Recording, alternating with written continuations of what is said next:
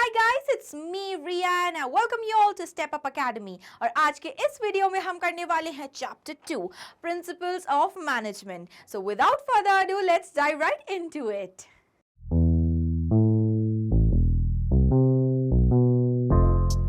तो भाई chapter start करने से पहले निकाल लो कॉपी और किताबें, सिर्फ देखते मत रहना, घूरना मत, कॉपी किताब पे लिखते भी जाओ। सबसे पहले नोट डाउन करो रोड मैप इस चैप्टर का, इसी क्रोनोलॉजी में इसी ऑर्डर में हम पढ़ेंगे सारे चैप्टर्स। एज यूजुअल अपनी कॉपी में बनाओ नोट्स, ठीक है। अब शुरू करते हैं हम अपना मेन कंटेंट, जो कि क्या है, प्रिंसिपल्स ऑफ मैनेजमेंट। ये जानने से पहले कि प्रिंसिपल्स ऑफ मैनेजमेंट क्या है, ये जान ले कि प्रिंसिपल किस चिड़िया का नाम है। तो प्रिंसिपल उस चिड़िया का नाम है जो कि हमें किसी फिनोमेनॉन, किसी घटना के बारे में बताती है, फंडामेंटल ट्रूथ, ठीक है। अब ये देसी भाषा में समझ लिया। फंडामेंटल ट्रूथ क्या है दीदी? फंडामेंटल ट्रूथ ये है कि उस चीज़ के बारे में आपने एक्सपेरिमेंट किया, उसको हिट एंड ट्रायल तरीके से अलग अलग चीज़ों के साथ अप्लाई करके, ठीक है, उसकी वर्किंग देख के ऑब्जर्व किया और फिर आपने उसके बारे में क्रूड सच्चाई निकाली, ठीक है। Fundamental truth, that is what fundamental truth is, ठीक है। अब इसको पढ़े अपन अंग्रेजी में। तो अब प्रिंसिपल, अच्छा मेरे प्यारे छोटे बच्चों, जो भी प्रिंसिपल मैम सोच रहा है ना यहाँ पे, वो जाओ जाके KG2 में बैठ जाओ। ये है प्रिंसिपल्स, ना कि प्रिंसिपल, ओके, समझ में आया? प्रिंसिपल क्या चीज है? A principle refers to a statement, ओरे स्टेटमेंट, बाप रे क्या बता दिया। It is a statement which reflects the fundamental truth about some phenomenon based on cause and effect relationship. ये प्रिंसिपल क्या बताता है कि अगर आपने इस प्रिंसिपल को अप्लाई किया, इस टेक्निक को अप्लाई किया, तो इसका क्या असर पड़ेगा। जनरल गाइडलाइन देता है, जनरल आइडिया देता है आपको। समझ में आया? ये हो गई कहानी खत्म किसकी, प्रिंसिपल की। बढ़े आगे। मैनेजमेंट प्रिंसिपल क्या है? ओह आइडिया आया, ठीक है। तो यही है management principle. What is a principle of management? It is basically the statement of fundamental truth which acts as a guideline for taking managerial decisions and actions। अरे बाप रे, मैनेजमेंट प्रिंसिपल्स मैनेजरियल डिसीजंस लेने के लिए होते हैं। अरे भाई क्या तो बुद्धि खोल दी, ठीक है। तो नोट डाउन कर लो इसको, बुद्धि खुल गई अगर तो मैनेजरियल डिसीजंस या एक्शंस लेने हैं तो आप क्या अप्लाई करोगे? Management principles. वो स्टेटमेंट जो कि फंडामेंटल ट्रूथ बताते हैं और एक्ट करते हैं एज अ गाइडलाइन, आपको गाइड करते हैं, मार्गदर्शन, ठीक है। वो कौन कर रहा है? Principles of management. समझ में आया? खत्म यहाँ पे कहानी। आई होप ये नोट डाउन कर लिया होगा। नेक्स्ट, अब आते हैं कि किस तरह से एक प्रिंसिपल को डिराइव किया जाता है। व्हाट इज डेरिवेशन, मतलब कैसे निकाला आपने प्रिंसिपल, कैसे बनाया, कहाँ से आया, ओके। वो कहानी देखें तो these are not developed overnight. रात को आइडिया है, अरे भाई प्रिंसिपल, एक प्रिंसिपल बनाऊंगा मैं कल नया, ऐसा नहीं होता है, ठीक है। आप क्या करते हो? Over the period of time इनको एक्सपेरिमेंट करते हो। किस पर? ये गधे घोड़ों पे नहीं होता एक्सपेरिमेंट, इनका किस पे होता है? एम्प्लॉयज़ पे। क्योंकि क्या है ये? मैनेजमेंट के प्रिंसिपल्स। तो किस पे अप्लाई करोगे? उन लोगों पे जिनको आप मैनेज कर रहे हो, सिंपल। तो ये कैसे होते हैं? प्रोसीजर एक फॉलो करते हैं हम। कैसे बनाए जाते हैं? एक प्रोसीजर के थ्रू, ओके। सबसे पहले होता है प्रोसीजर का स्टेप डीप ऑब्जर्वेशन, भाई, ठीक है। क्या कर रहे हैं हम? मैनेजर्स बोलते हैं डिफरेंट सेट्स ऑफ एम्प्लॉयज़ को कि ये डिफरेंट काम करो, ठीक है, किसी एक टेक्निक लगा के, ठीक है। जैसे सपोज मैनेजर को चेक करनी एफिशिएंसी किस टेक्निक लगाने से, कौन सा काम का प्रोसीजर अपनाने से आएगी सबसे ज़्यादा, हर एक डिपार्टमेंट में, हर एक एम्प्लॉय के तरफ से, ओके। ये टेस्ट करना है। तो क्या कर रहा है मैनेजर यहाँ पे? द रिसर्चर्स डीपली ऑब्जर्व, ठीक है। क्या कर रहे हैं वो? डीपली ऑब्जर्व कर रहे हैं हर एक एक्शन को, हर एक रिएक्शन को एम्प्लॉय की, जब हमने उन्हें काम दिया। किस में? अलग अलग डिपार्टमेंट्स में, ओके। सिर्फ एक एम्प्लॉय पे काम नहीं हो रहा है, सारे एम्प्लॉय, सारे department in the entire organisation. Get it? Next यहाँ पे हो गया। Next is repeated experiments. Repeated experiments, देखो क्या बोल रहा है यहाँ पे, the decision is repeatedly observed and tested with different sets of employees and different departments. ये जो मैनेजेरियल आपने डिसीजन लगाया है, टेक्निक लगाई एम्प्लॉयज़ पे, ये आपको हर एक डिपार्टमेंट में टेस्ट करनी है, हर एक एम्प्लॉय पे, ठीक है। रिपीटेडली, एक दिन नहीं, 1 महीना किया, 2 महीने किए, 3 महीने किए, 4 महीने, हो सकता है 1 साल भी आपने टेस्ट किया हो, ठीक है। इसके बाद आता है आपका कंक्लूजन। ठीक है, कंक्लूजन, क्या कंक्लूजन निकलेगा? If all the employees show results in the same direction, हो सकता है एम्प्लॉइज नेगेटिव रिजल्ट भी दिखा रहा हो सकता है हमने एफिशिएंसी बढ़ाने के लिए टेक्निक लगाई थी लेकिन एफिशिएंसी गिर रही है, दोनों डायरेक्शंस में हो सकता है, लेकिन सारे लोग एक साथ डायरेक्शन फॉलो करें, या तो सबकी एफिशिएंसी बढ़े या तो सबकी एफिशिएंसी घटे। ठीक है, जैसा भी रिजल्ट आता है अगर वो एक डायरेक्शन में आता है तो उस टेक्निक को, उस डिसीजन को हम नाम दे देते हैं प्रिंसिपल का। आया समझ में? इस तरह से बनता है हमारा प्रिंसिपल। कोई भी प्रिंसिपल, इवन साइंस में भी ऐसा नहीं कि आपने कुछ भी रिसर्च करी, एक ऑब्जर्वेशन से आपने प्रिंसिपल बना लिया। बहुत अलग अलग लोग अलग अलग टेक्निक्स अपना के अलग अलग तरह से उस सेम टेक्निक को अप्लाई करके एक्सपेरिमेंट्स करते हैं, टेस्ट करते हैं और फिर एक कंक्लूजन पे आते हैं, फिर बनता है प्रिंसिपल। सेम मैनेजमेंट में अप्लाई होता है, मैनेजमेंट में और कॉम्प्लेक्स हो जाता है, क्यों? ह्यूमन एलिमेंट इन्वॉल्व है, humans are dynamic organisms, right, हमेशा चेंज होते रहते हैं टाइम के साथ, सर्कमस्टांसेस के साथ, साइकोलॉजिकल एस्पेक्ट्स भी इन्वॉल्व है यहाँ पे। Get it? क्लियर? यहाँ खत्म होती है कहानी कि किस तरह से बनाए जाते हैं प्रिंसिपल्स। नेक्स्ट, ओके, अब ध्यान दो, यहाँ पे इंपॉर्टेंट है characteristics of principles of management. ठीक है, इनके क्या कैरेक्टरिस्टिक ट्रेट्स हैं, ठीक है, क्या क्या फीचर्स हैं इनके। तो किसी भी हेडिंग के अंदर अगर आपको क्वेश्चन आता है what are the characteristics, what are the traits, what are the features of principles of management, यही सारी चीज़ें लिखोगे। पहले क्या लिखोगे? बहुत सुंदर से ब्लैक पेन लेना, हेडिंग लिखना और फिर अपने शब्दों में, रट्टाफिकेशन नहीं करना है, अपने शब्दों में एक्सप्लेन करना है। ओके, सबसे पहला है यूनिवर्सल एप्लीकेशन।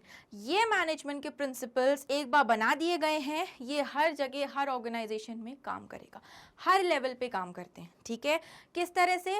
थोड़े थोड़े डिफर करते हैं ये सिचुएशन के हिसाब से, क्योंकि इनमें एक और फैक्टर होता भी पढ़ेंगे अपन, फ्लेक्सिबल होते हैं।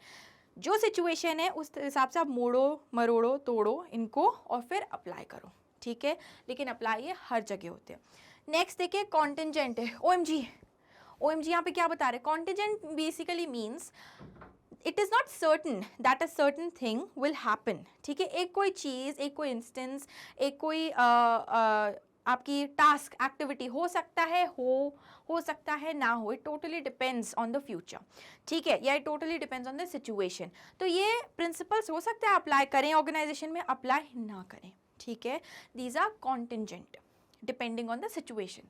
Next, based on cause and effect relationship. ये प्रिंसिपल्स बेसिकली किस पे बेस्ड हैं कि आप इन्हें अप्लाई करोगे तो जनरली क्या ऑब्जर्व किया गया है, रिजल्ट, इनका इफेक्ट क्या निकलेगा। आपने अप्लाई किया एक एम्प्लॉय पे, एम्प्लॉय किस तरह का रिएक्शन देगा। ठीक है, ये गाइडलाइन बताते हैं किसको? मैनेजर को। So based on cause and effect.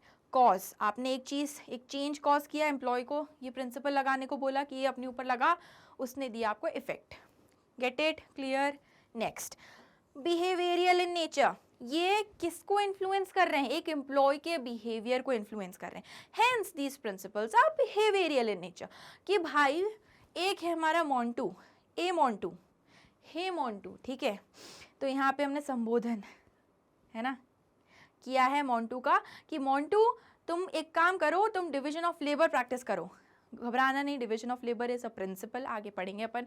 तुम Montu division of labour practice करो। डिवीजन ऑफ लेबर बेसिकली ये कहता है कि एक एम्प्लॉय को उसकी स्किल के हिसाब से एक टास्क ही करने को बोलो, बार बार ये सेम टास्क करेगा, एफिशिएंसी बढ़ेगी, एक्सपर्टीज बढ़ेगी, स्किल बढ़ेगी, वो गजब का प्रो हो जाएगा, अल्ट्रा प्रो मैक्स। ठीक है, तो मोंटू को बोला वो करने को, मोंटू ने उसका दिया हमें पॉजिटिव रिजल्ट। क्यों? क्योंकि हमने मोंटू के बिहेवियर को इन्फ्लुएंस किया।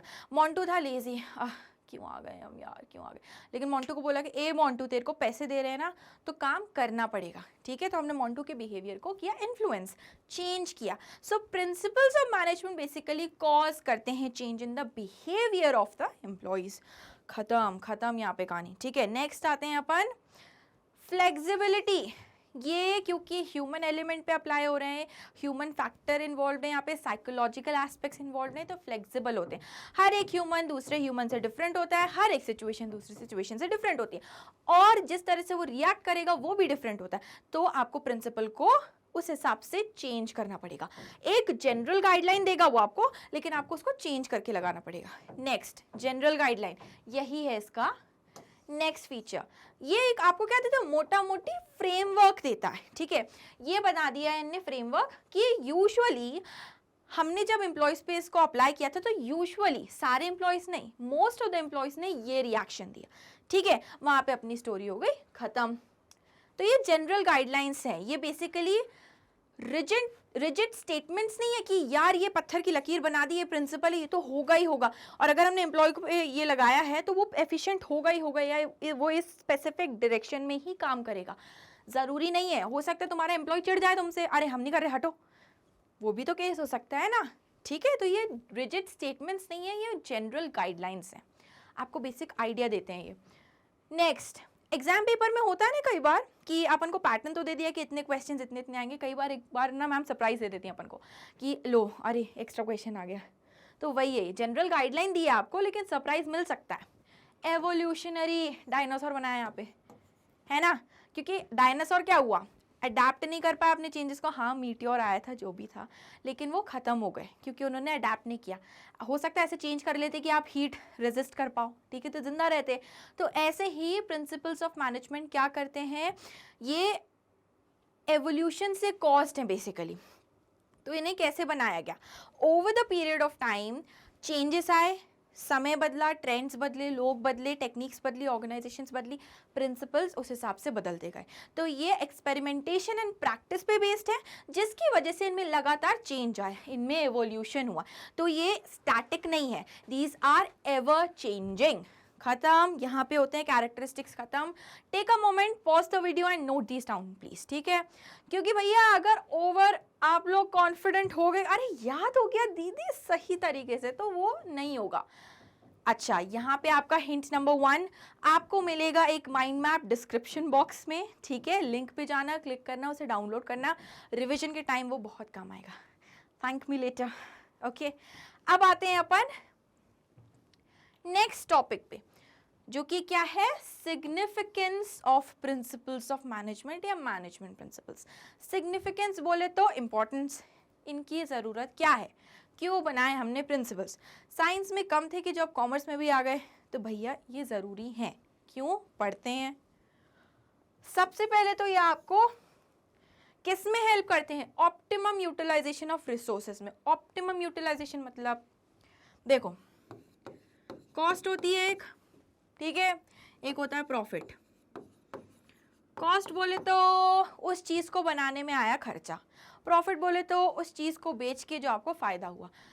ऑप्टिमम यूटिलाइजेशन ऑफ रिसोर्सेज मतलब कॉस्ट कम से कम हो, प्रॉफिट ज़्यादा से ज़्यादा हो।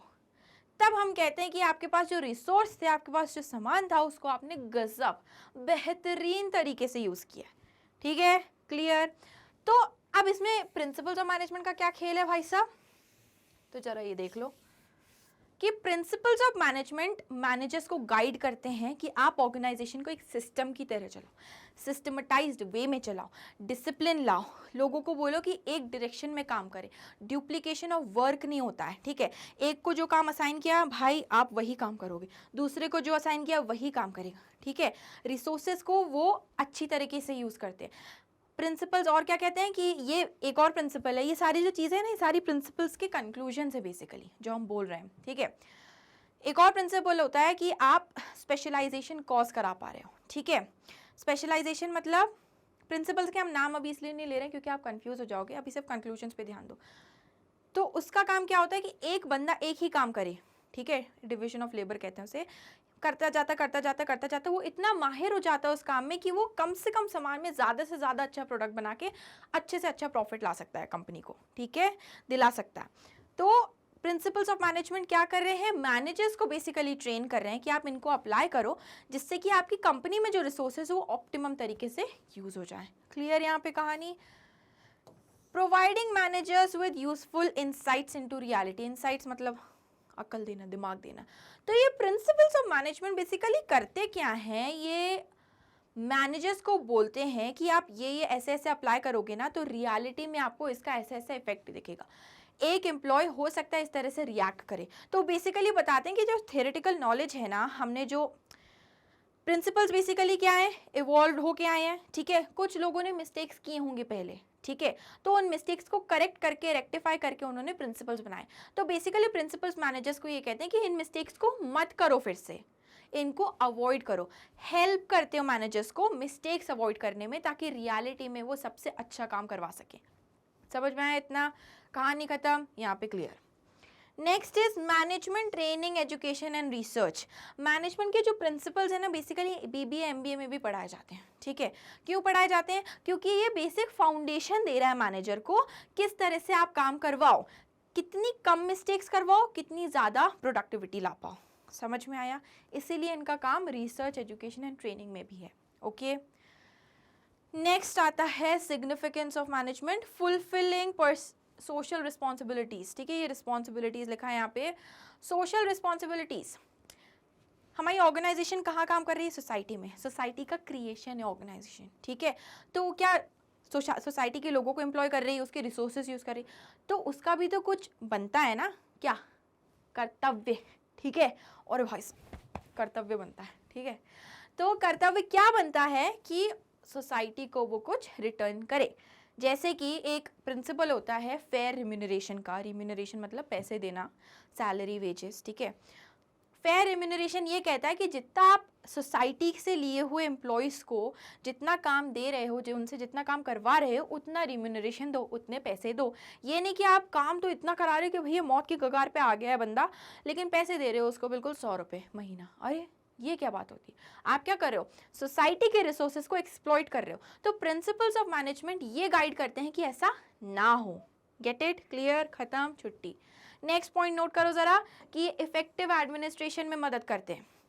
हमने अभी देखा एडमिनिस्ट्रेशन किसकी रिस्पॉन्सिबिलिटी है? टॉप लेवल मैनेजमेंट की। ठीक है, उसके बाद मिडिल लेवल मैनेजमेंट में भी एडमिन आता है। क्यों? क्योंकि वो सुपरवाइजरी लेवल पे काम कर रहे हैं, एडमिनिस्ट्रेशन को एग्जीक्यूट करवा रहे हैं। जो भी पॉलिसीज बनी है, जो भी प्रोग्राम्स बने हैं, उनका काम उनको यूज करके कैसे काम निकलवाए, ये किसका काम है? मिडिल लेवल मैनेजमेंट का। तो एडमिनिस्ट्रेशन हर जगह क्या हो रहा है? प्रैक्टिस हो रहा है।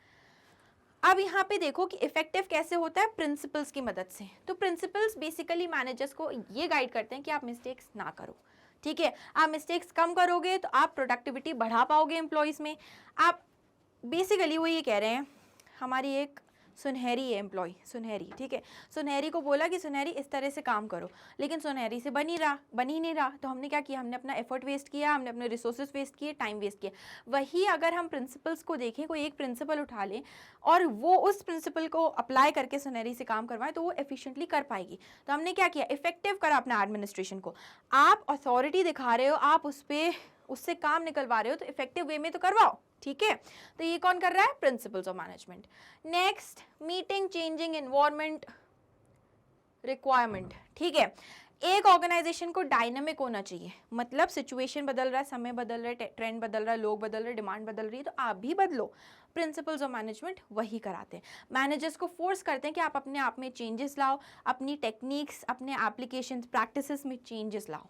ओके, ताकि आप ऑब्सोलीट ना हो जाओ। नेक्स्ट आएगा साइंटिफिक डिसीजंस। साइंटिफिक डिसीजंस लेने में कैसे मदद करता है? तो एक तो अभी अपन पढ़ेंगे, टेलर हैं। ठीक है, एक तो फेयोल थे, एक है टेलर। टेलर जो थे, जो हमारे जिन्होंने साइंटिफिक मैनेजमेंट का कंसेप्ट निकाला है, उन्होंने बेसिकली मैनेजमेंट में साइंस डाल दिया। ठीक है, तो उन्होंने ये कहा है कि ये जो हमारी साइंटिफिक मैनेजमेंट की टेक्निक्स हैं, ये ऑब्जर्वेशन, ट्रायल एंड एरर पे बेस्ड है। हमने किया, ऐसे एरर आया, फिर से अप्लाई किया, एरर आया, चेंज किया, अप्लाई किया, एरर आया, चेंज किया, अप्लाई किया, एरर आया, चेंज किया, ऐसे करके हम कंक्लूजन पे आए हैं। तो बेसिकली क्या कर रहे हैं? हम एरर्स को हटा रहे हैं, एक लॉजिकल रीज़न ढूंढ रहे हैं कि उस टेक्निक को आप अप्लाई करोगे तो उसके पीछे का लॉजिक क्या है, और इस लॉजिक से हम कितना ज़्यादा अच्छा रिजल्ट निकाल पाते हैं। तो ये साइंटिफिक डिसीजंस लेने में क्या मदद कर रहे हैं हमको? Principles of management. क्लियर? खत्म। यहाँ कहानी खत्म हो गई हमारी सिग्निफिकेंस ऑफ मैनेजमेंट प्रिंसिपल्स की। अब आते हैं अपन नेक्स्ट टॉपिक पे, जो कि है वेरी इंटरेस्टिंग। अब बहुत गौर से सुनना, क्योंकि अभी तक हो सकता है एग्जाम में ना आता वो सब चीज़ें, ये ज़रूर आएगा। तो फेयोल्स प्रिंसिपल्स ऑफ मैनेजमेंट। अब हम पढ़ेंगे Henri Fayol, Henri with N I, इनके बारे में। ठीक है, तो ये रहे हमारे हेनरी फेयोल। ओके, इनका बर्थ हुआ था फ्रांस में 1841 में। और इन्होंने डिग्री ली थी माइनिंग इंजीनियरिंग में, ठीक है। अब ज़रा इनका किस्सा समझो, क्या किया इन्होंने 1888 में जो कंपनी ज्वाइन करी थी उसमें इनको प्रमोट कर दिया गया एज मैनेजिंग डायरेक्टर, एमडी बना दिया गया, ठीक है, right, managing director of the company. अब उस टाइम पे इंसॉल्वेंसी की कगार पे थी, इतनी खस्ता हालत थी कंपनी की, वो बिल्कुल बंद होने वाली थी, ठीक है। The company was in the situation of insolvency, बिल्कुल पैसा नहीं था कंपनी के पास। फेयोल ने क्या किया, इस चैलेंज को एक्सेप्ट किया, ठीक है, and applied his managerial techniques. देखो यहाँ पे बहुत इंटरेस्टिंग होने वाला, पढ़ते हैं अपन ये, to bring out the company from this situation and he succeeded. तो उन्होंने अपनी टेक्निक्स अप्लाई करी, उन्होंने लॉजिक लगाया, दिमाग लगाया और फिर उस कंपनी को उस गड्ढे से निकाल के बाहर लाए, प्रॉफिट में लाए, ठीक है। लास्ट में देखो जब वो रिटायर हुए तब कहाँ थी company, and when he retired after 30 years लगाया उन्होंने अपने जीवन के इस कंपनी में। कंपनी क्या थी, it was a leading coal steel company with strong financial background, ठीक है। तो अब समझ में आई क्या सिग्निफिकेंस है प्रिंसिपल्स ऑफ मैनेजमेंट की, कि कंपनी बिल्कुल इंसॉल्वेंसी की कगार पे थी तब ये एमडी बने थे, और इन्होंने जब कंपनी 30 साल बाद छोड़ी तो कंपनी इतनी शानदार थी कि वो लीडिंग कोल स्टील कंपनी बन चुकी थी इंडस्ट्री की, ओके। ये है हमारा इंपॉर्टेंस किसकी, प्रिंसिपल्स ऑफ मैनेजमेंट की। अब यहाँ देखो मेजर कॉन्ट्रीब्यूशंस क्या है फ्योल के, एग्जाम में नहीं आएगा लेकिन जान लो क्योंकि उन्होंने इतनी मेहनत करी है ना, अब उनको रिस्पेक्ट देनी चाहिए। तो सबसे पहले तो इन्होंने डिफ्रेंशिएट किया कि टेक्निकल और मैनेजरियल टेक्निक्स या स्किल्स अलग होती हैं। टेक्निकल मतलब साइंटिफिक चीज़ें, ठीक है, managerial more on the creative side. इन्होंने एक डिफरेंस क्रिएट किया दोनों में, राइट। नेक्स्ट इन्होंने क्या किया, इन्होंने दिए स्टेप्स ऑफ मैनेजमेंट, ठीक है, steps in the process of management. हमने पढ़ा था ना चैप्टर 1 में, प्लानिंग, स्टाफिंग, डायरेक्टिंग, कंट्रोलिंग, ठीक है, planning, staffing, directing, organising, directing, controlling, है ना, 5 हैं, 5। तो वो भी किसने दी, हेनरी फ्योल ने दी। लास्ट सबसे इंपॉर्टेंट इन्होंने 14 प्रिंसिपल्स ऑफ मैनेजमेंट दिए हमको, 14। थोड़ा काम बढ़ा दिया बच्चों का, लेकिन बहुत ज़्यादा हेल्प करते हैं ये प्रिंसिपल अगर आप एक मैनेजर हैं, ठीक है। अब पढ़ेंगे अपन इन प्रिंसिपल्स के बारे में। तो take a moment, again pause the video और इन्हें नोट डाउन कर लो जल्दी से अपनी कॉपी में, ठीक है। अब आते हैं प्रिंसिपल नंबर 1 पे, जो कि है principle of division of work. बहुत इंपॉर्टेंट है। सबसे पहले कॉपी में हेडिंग डालो, principle of division of work, और ये प्रिंसिपल नोट डाउन करो। क्या कह रहा है principle, the whole work must be divided, this is be, okay, into smaller tasks or unit, and instead of assigning the whole work to one person, one task or unit of work should be assigned to one person according to the capability and qualification experience of the person. Note down करो और इसको अब समझो। एक unit of work है, ठीक है, unit of work है यहाँ पे, सपोज एक प्रोजेक्ट का नाम है ए, ठीक है। इस ए को हम एक बंदे को देने के बजाय, वो तो पगला जाएगा ना, क्योंकि एक प्रोजेक्ट में सिर्फ एक एस्पेक्ट नहीं होता, प्रोडक्शन, मार्केटिंग, फिनेंस, ठीक है, उसके अलावा आपका क्या आएगा, मार्केटिंग हो गया, प्रमोशन, मार्केटिंग में प्रमोशन आ जाएगा। इसके अलावा आपको ह्यूमन कैपिटल, ह्यूमन रिसोर्सेज को मैनेज करना है, सबके वो देखनी है प्रॉब्लम्स क्या क्या आ रही हैं, उन्हें रेक्टिफाई करना है, तो वो तो बाल नोचने लगेगा यार, इतना काम नहीं होता है। तो इस ए को डिवाइड करोगे आप पार्ट्स में, ठीक है। होल वर्क को you are dividing into smaller tasks या फिर पार्ट ऑफ दैट वर्क, ठीक है, यूनिट्स ऑफ वर्क, और हर एक यूनिट असाइन कर दो एक डिफरेंट बंदे को, ठीक है। यहाँ पे देखो ये हो गया इसको असाइन और ये हो गया इसको असाइन, राइट। तो यहाँ वाले ये कम्युनिकेशन संभाल रहे हैं, प्रमोशन देख रहे हैं, ये रिपेयर मैन है, ये सिर्फ रिपेयर्स कर रहा है मशीनरी जहाँ भी ब्रेक डाउन हो रही है, ये सिर्फ रिसर्च कर रही है रिसर्च डिपार्टमेंट में, ये प्रोडक्शन कर रहा है, मैन्युफैक्चरिंग कर रहा है, ठीक है। आया समझ में। तो एक बड़े टास्क को हमने छोटे छोटे टास्क में डिवाइड कर दिया और हर एक को उसकी क्वालिफिकेशन, एक्सपीरियंस और स्किल के हिसाब से काम दिया। ये नहीं कि अगर मैन्युफैक्चरिंग वाला बंदा है जो अच्छे से मैन्युफैक्चर कर सकता है, उसको आपने रिसर्च का काम दे दिया तो वो क्या करेगा, पहले तो टाइम वेस्ट करेगा कि पढ़े समझे चीज़ों को, फिर रिसर्च करेगा, यहाँ आपका टाइम चला गया। और जो मैन्युफैक्चरिंग का काम था वो गलत बंदे को गया होगा अगर इसको गलत काम मिला है, राइट, समझ में आया। तो डिवीजन ऑफ लेबर ये कह रहा है कि जिस तरह का काम है उसको पहले तो डिवाइड कर लो छोटे टास्क में, और हर छोटे टास्क को जो रिक्वायरमेंट है उस टास्क की वो वाले स्किल का बंदा दे दो, खत्म।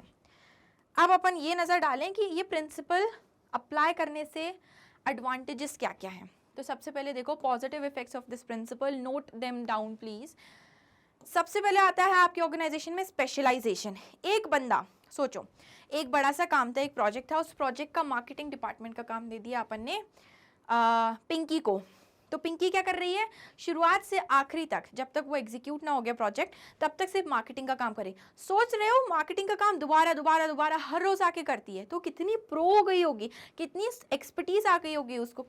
Just imagine the hold on the subject. ठीक है, तो क्या होता है अगर आप डिविजन ऑफ लेबर परफॉर्म कर रहे हो तो स्पेशलाइजेशन आता है। ठीक है, specialisation is expertise in that stream. Next, improve efficiency. अब पिंकी बार बार वही काम कर रही है, तो क्या कर रही है वो, उसको एक तो सबसे पहले समझ आ गई, नॉलेज आ गई पूरी स्ट्रीम की, क्या बेस्ट हो सकता है वो पता है उसे, कितना एफिशिएंट हो सकता है कोई भी एक्टिविटी अगर वो परफॉर्म करे उसका भी आइडिया लग गया, कम से कम रिसोर्स यूज करके वो ज़्यादा से ज़्यादा प्रॉफिट निकाल सकती है, एफिशिएंसी आ गई, खत्म। लेकिन अगर ये principle of division of work अगर आप अप्लाई नहीं कर रहे ऑर्गेनाइजेशन में, तब क्या होगा, लैक ऑफ एफिशिएंसी। ठीक है, आपने क्या किया, गलत इंसान को गलत चीज़ पकड़ा दी, एफिशिएंसी तो वहीं खराब हो गई ना आपकी, वहीं नीचे गिर गई। क्यों, क्योंकि पहले वो टाइम वेस्ट करेगा ट्रेनिंग लेने में, फिर पढ़ाई करेगा, एग्जाम देगा, फिर वो आएगा उस स्टेज पे कि वो एक्चुअली उसको प्रैक्टिस कर पाए उस टास्क को, right. Next, there will be no specialisation. अब वैरायटी के आप काम दे रहे हो, ठीक है, गलत बंदे को गलत काम दे रहे हो, ठीक है, या एक ही बंदे को सारा काम दे रहे हो, तो क्या हो रहा है यहाँ पे, स्पेशलाइजेशन नहीं हो रहा, क्योंकि वो एक स्ट्रीम में तो घुस ही नहीं पा रहा ना, उसे मार्केटिंग भी संभालना है, प्रोडक्शन भी संभालना है, पैकेजिंग, ट्रांसपोर्टेशन, लॉजिस्टिक्स सब संभालना है उसको, तो एक स्ट्रीम पे तो फोकस कर ही नहीं पाएगा, स्पेशलाइजेशन आएगा नहीं, बंदा एक्सेल करेगा नहीं अपनी स्ट्रीम में। Chances of duplication of work. अब आपने क्या किया, सही ढंग से डिविजन ऑफ लेबर नहीं किया, ठीक है, तो क्या होगा, हो सकता है पिंकी और पिंकी की दोस्त है सुनैना, सुनैना और पिंकी सेम ही टास्क को डबल डबल बार कर रहे हैं, क्योंकि उन्हें पता ही नहीं है कि असाइन हुआ ही नहीं था ढंग से काम, समझ में आया, डुप्लीकेशन ऑफ वर्क हो गया वहाँ पे, आपके एफर्ट्स गए इन वेन, आपका पूरा रिसोर्सेज गए वेन में, ठीक है, टाइम ऑल्सो वेन, खत्म यहाँ पे। तो ये हो गया कहानी खत्म प्रिंसिपल नंबर 1 की, डिविजन ऑफ वर्क। तो भाई अभी थकना मत, प्रिंसिपल नंबर 2 पे आते हैं जल्दी से, अब जल्दी जल्दी करेंगे सारी चीजें ताकि आप लोग थको इससे पहले। Okay, next is principle of authority and responsibility. ठीक है, अथॉरिटी माने दादागिरी करना, दादागिरी इन द राइट सेंस, ठीक है, so authority means power to take decision, आप डिसीजन लेने की क्षमता, ठीक है, ताकत रखते हो, आप किसी से काम करवा सकते हो, दैट इज अथॉरिटी, ठीक है। Responsibility means obligation to complete that task, ठीक है, असाइन टास्क ऑन टाइम, मतलब कि आपको एक टास्क दे दिया है, ठीक है, उस टास्क को आपको सही टाइम पे करना है, उस टास्क को आपको असाइन टाइम पे कंप्लीट करना है, ठीक है, दैट इज रिस्पॉन्सिबिलिटी, हमारा कर्तव्य है ये हम काम करें सही टाइम पे। According to this principle, there must be balance or parity between the authority and responsibility. मतलब इस प्रिंसिपल में ये कहा जा रहा है कि रिस्पॉन्सिबिलिटी और अथॉरिटी में एक बैलेंस होना चाहिए, ना ज़्यादा ना कम, ठीक है। क्यों, क्योंकि अगर आप ज़्यादा रिस्पॉन्सिबिलिटी दोगे एक इंसान को तो होगा क्या, वो रिस्पॉन्सिबिलिटी के तले दब जाएगा, रिस्पॉन्सिबिलिटी परफॉर्म करने के लिए उसके पास अथॉरिटी नहीं रहेगी, ठीक है।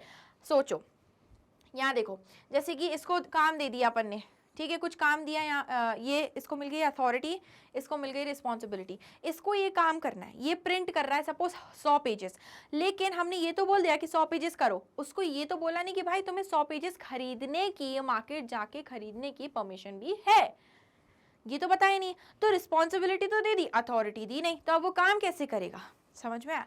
एक्सेस अगर आप अथॉरिटी दे देते हो किसी बंदे को तो क्या करेगा, उस पावर का मिसयूज करेगा, वो हिल बॉस और शील बॉस अराउंड एवरीवन, कुछ काम तो खुद करेगा नहीं क्योंकि उसके पास रिस्पॉन्सिबिलिटी नहीं है। This principle says there should be a parity और balance between the two factors, ठीक है, अथॉरिटी दो तो उसकी इक्वल रिस्पॉन्सिबिलिटी भी दो। समझ में आया, इतना क्लियर हुआ, नोट दिस डाउन प्लीज। अब देखें कि अगर आप इसे अप्लाई करोगे ऑर्गेनाइजेशन में तो क्या फायदे हैं, no misuse of authority, equal amount की आप रिस्पॉन्सिबिलिटी दे रहे हो, उसको कर्तव्य निभाने को बोल रहे हो कि ए भाई कर ये काम, ठीक है, देखो पावर दी है तो काम भी कर, तो क्या करेगा, वो काम करेगा, मिसयूज नहीं करेगा उस अथॉरिटी का। Helps in meeting responsibility on time without any delay.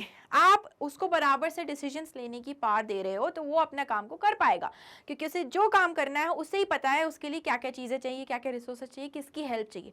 अगर आप उसे पावर दे रहे हो कि आप हेल्प ले सकते हो या इसे बोल सकते हो कि मेरे को असिस्ट करो, रिसोर्सेज खरीद सकते हो, तो वो काम टाइम पे करेगा विदाउट डिले। समझ में आया? अगर आप ये नहीं रखोगे अपने ऑर्गेनाइजेशन में, इसका प्रोविजन नहीं करोगे, अप्लाई नहीं करोगे, तो क्या होगा? डिले इन वर्क और incompletion of work due to less authority. अभी देखा ना, उसको 100 पेज बोले थे प्रिंट करने को, पेज खरीदने का पैसा तो दिया ही नहीं, नहीं ये बोला कि मार्केट जाके पेज खरीद के लाओ, तब वो क्या कर रहा है? उसके पास 10 पेजेस थे, उसने 10 पेजेस करे प्रिंट और वो बैठ गया चुपचाप कि कोई आएगा पेज खरीदेगा तब मैं प्रिंट करूंगा। तो क्या हुआ? डिले हुआ, कंप्लीट नहीं हुआ टाइम पे work. Next, miss use of authority. एक है, अभी हमने देखा था, एक सोमू है, सोमू ने क्या किया? सोमू को दे दी हमने अथॉरिटी कि भाई तेरे को ये सारा काम कराना है, लेकिन रिस्पॉन्सिबिलिटी तो दी नहीं, तो पूरी ऑर्गेनाइजेशन में दादा बन के फिर रहा है, लेकिन उसके पास कुछ काम है ही नहीं। ठीक है, तो मिस यूज ऑफ पावर कर रहा है वो अपना। Overburden with work with excess responsibility. अब सोमू जो था, ठीक है, उसको क्या दी? सिर्फ अथॉरिटी दी, रिस्पॉन्सिबिलिटी नहीं दी। एक कोई है दबा कुचला सा हमारा मनीष, ठीक है, मनीष को भाई साहब सिर्फ रिस्पॉन्सिबिलिटी दी जा रहे हैं, अपन अथॉरिटी दी नहीं है। तो क्या हो रहा है? सब आके उसको बोल रहे हैं ये काम कर, ये काम कर, ये काम कर, ये काम कर। ओवरबर्डन हो गया, वो बेचारा काम तले दबा जा रहा है, सांस लेने का वक्त नहीं है उसके पास। तो अगर आप ये नहीं अप्लाई करोगे प्रिंसिपल, तो ये हश्र होगा आपकी ऑर्गेनाइजेशन का। ठीक है, प्रिंसिपल नंबर 3 क्या बोल रहा है? प्रिंसिपल नंबर 3 बोल रहा है कि डिसिप्लिन होना चाहिए ऑर्गेनाइजेशन में। डिसिप्लिन म्हणजे, discipline refers to general rules regulations for systematic working in an organisation. वो नियम कानून जो कि एक सिस्टमैटिक वर्किंग के लिए ज़रूरी हैं, उन नियम और कानूनों को कहते हैं हम डिसिप्लिन। ठीक है, हमें भी डिसिप्लिन में रहना चाहिए, पढ़ाई पहले से कर लेनी चाहिए, तो रोना नहीं निकलेगा एग्जाम के समय। ठीक है, next, Fayol insists on existence of discipline और superior and subordinate level। Fayol ये कहते हैं कि हर लेवल पे डिसिप्लिन होना जरूरी है। ये नहीं कि जो बॉस है वो दादा बन के घूम रहा है, उसमें डिसिप्लिन है ही नहीं, कभी भी आ रहा कभी भी जा रहा, काम हो रहा नहीं हो रहा, कुछ चेक नहीं, सिर्फ सबॉर्डिनेट डिसिप्लिन में रह रहा है, वो टाइमली कंप्लीट कर रहा है। क्या होगा इससे? अगर आप टॉप लेवल मैनेजमेंट पे डिसिप्लिन नहीं रखोगे तो नीचे वाले भी स्लैक करने लगेंगे, नीचे वाले भी कहेंगे छोड़ो यार, काम बॉस थोड़ी चेक करता है, कभी भी आता है कभी भी जाता है, चेक ही नहीं कर रहा, क्या करना काम करके। तो discipline is crucial for each level of management. समझ में आया? The principle demands clear and fair agreement between superior and subordinate and judicious application of penalties. Superior और सबॉर्डिनेट के बीच में एक क्लियर अग्रीमेंट कि भाई हम डिसिप्लिन में तो आप भी डिसिप्लिन में रहेंगे, और फेयर पेनल्टीज का एप्लीकेशन। फेयर पेनल्टीज मतलब किसी ने छुट्टी ली, मेडिकल लीव, ठीक है, लेकिन उसने बताया नहीं। एक है अपना मैनेजर जो छुट्टी ले रहा है, उसने बताया नहीं। एक है अपना सबॉर्डिनेट, कोई एक वर्कर है, उसने छुट्टी ली।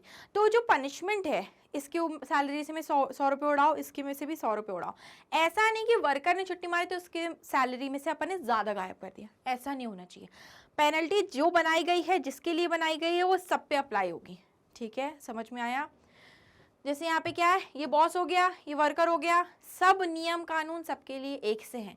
लंच का ब्रेक आपके लिए एक है, आपके लिए एक है, आप लोग इस तराजू में बैलेंस पे हैं। ठीक है, जो क्या होता है अपना जस्टिस का। नेक्स्ट आते हैं, कम डसा जाए अब आप लोगों को।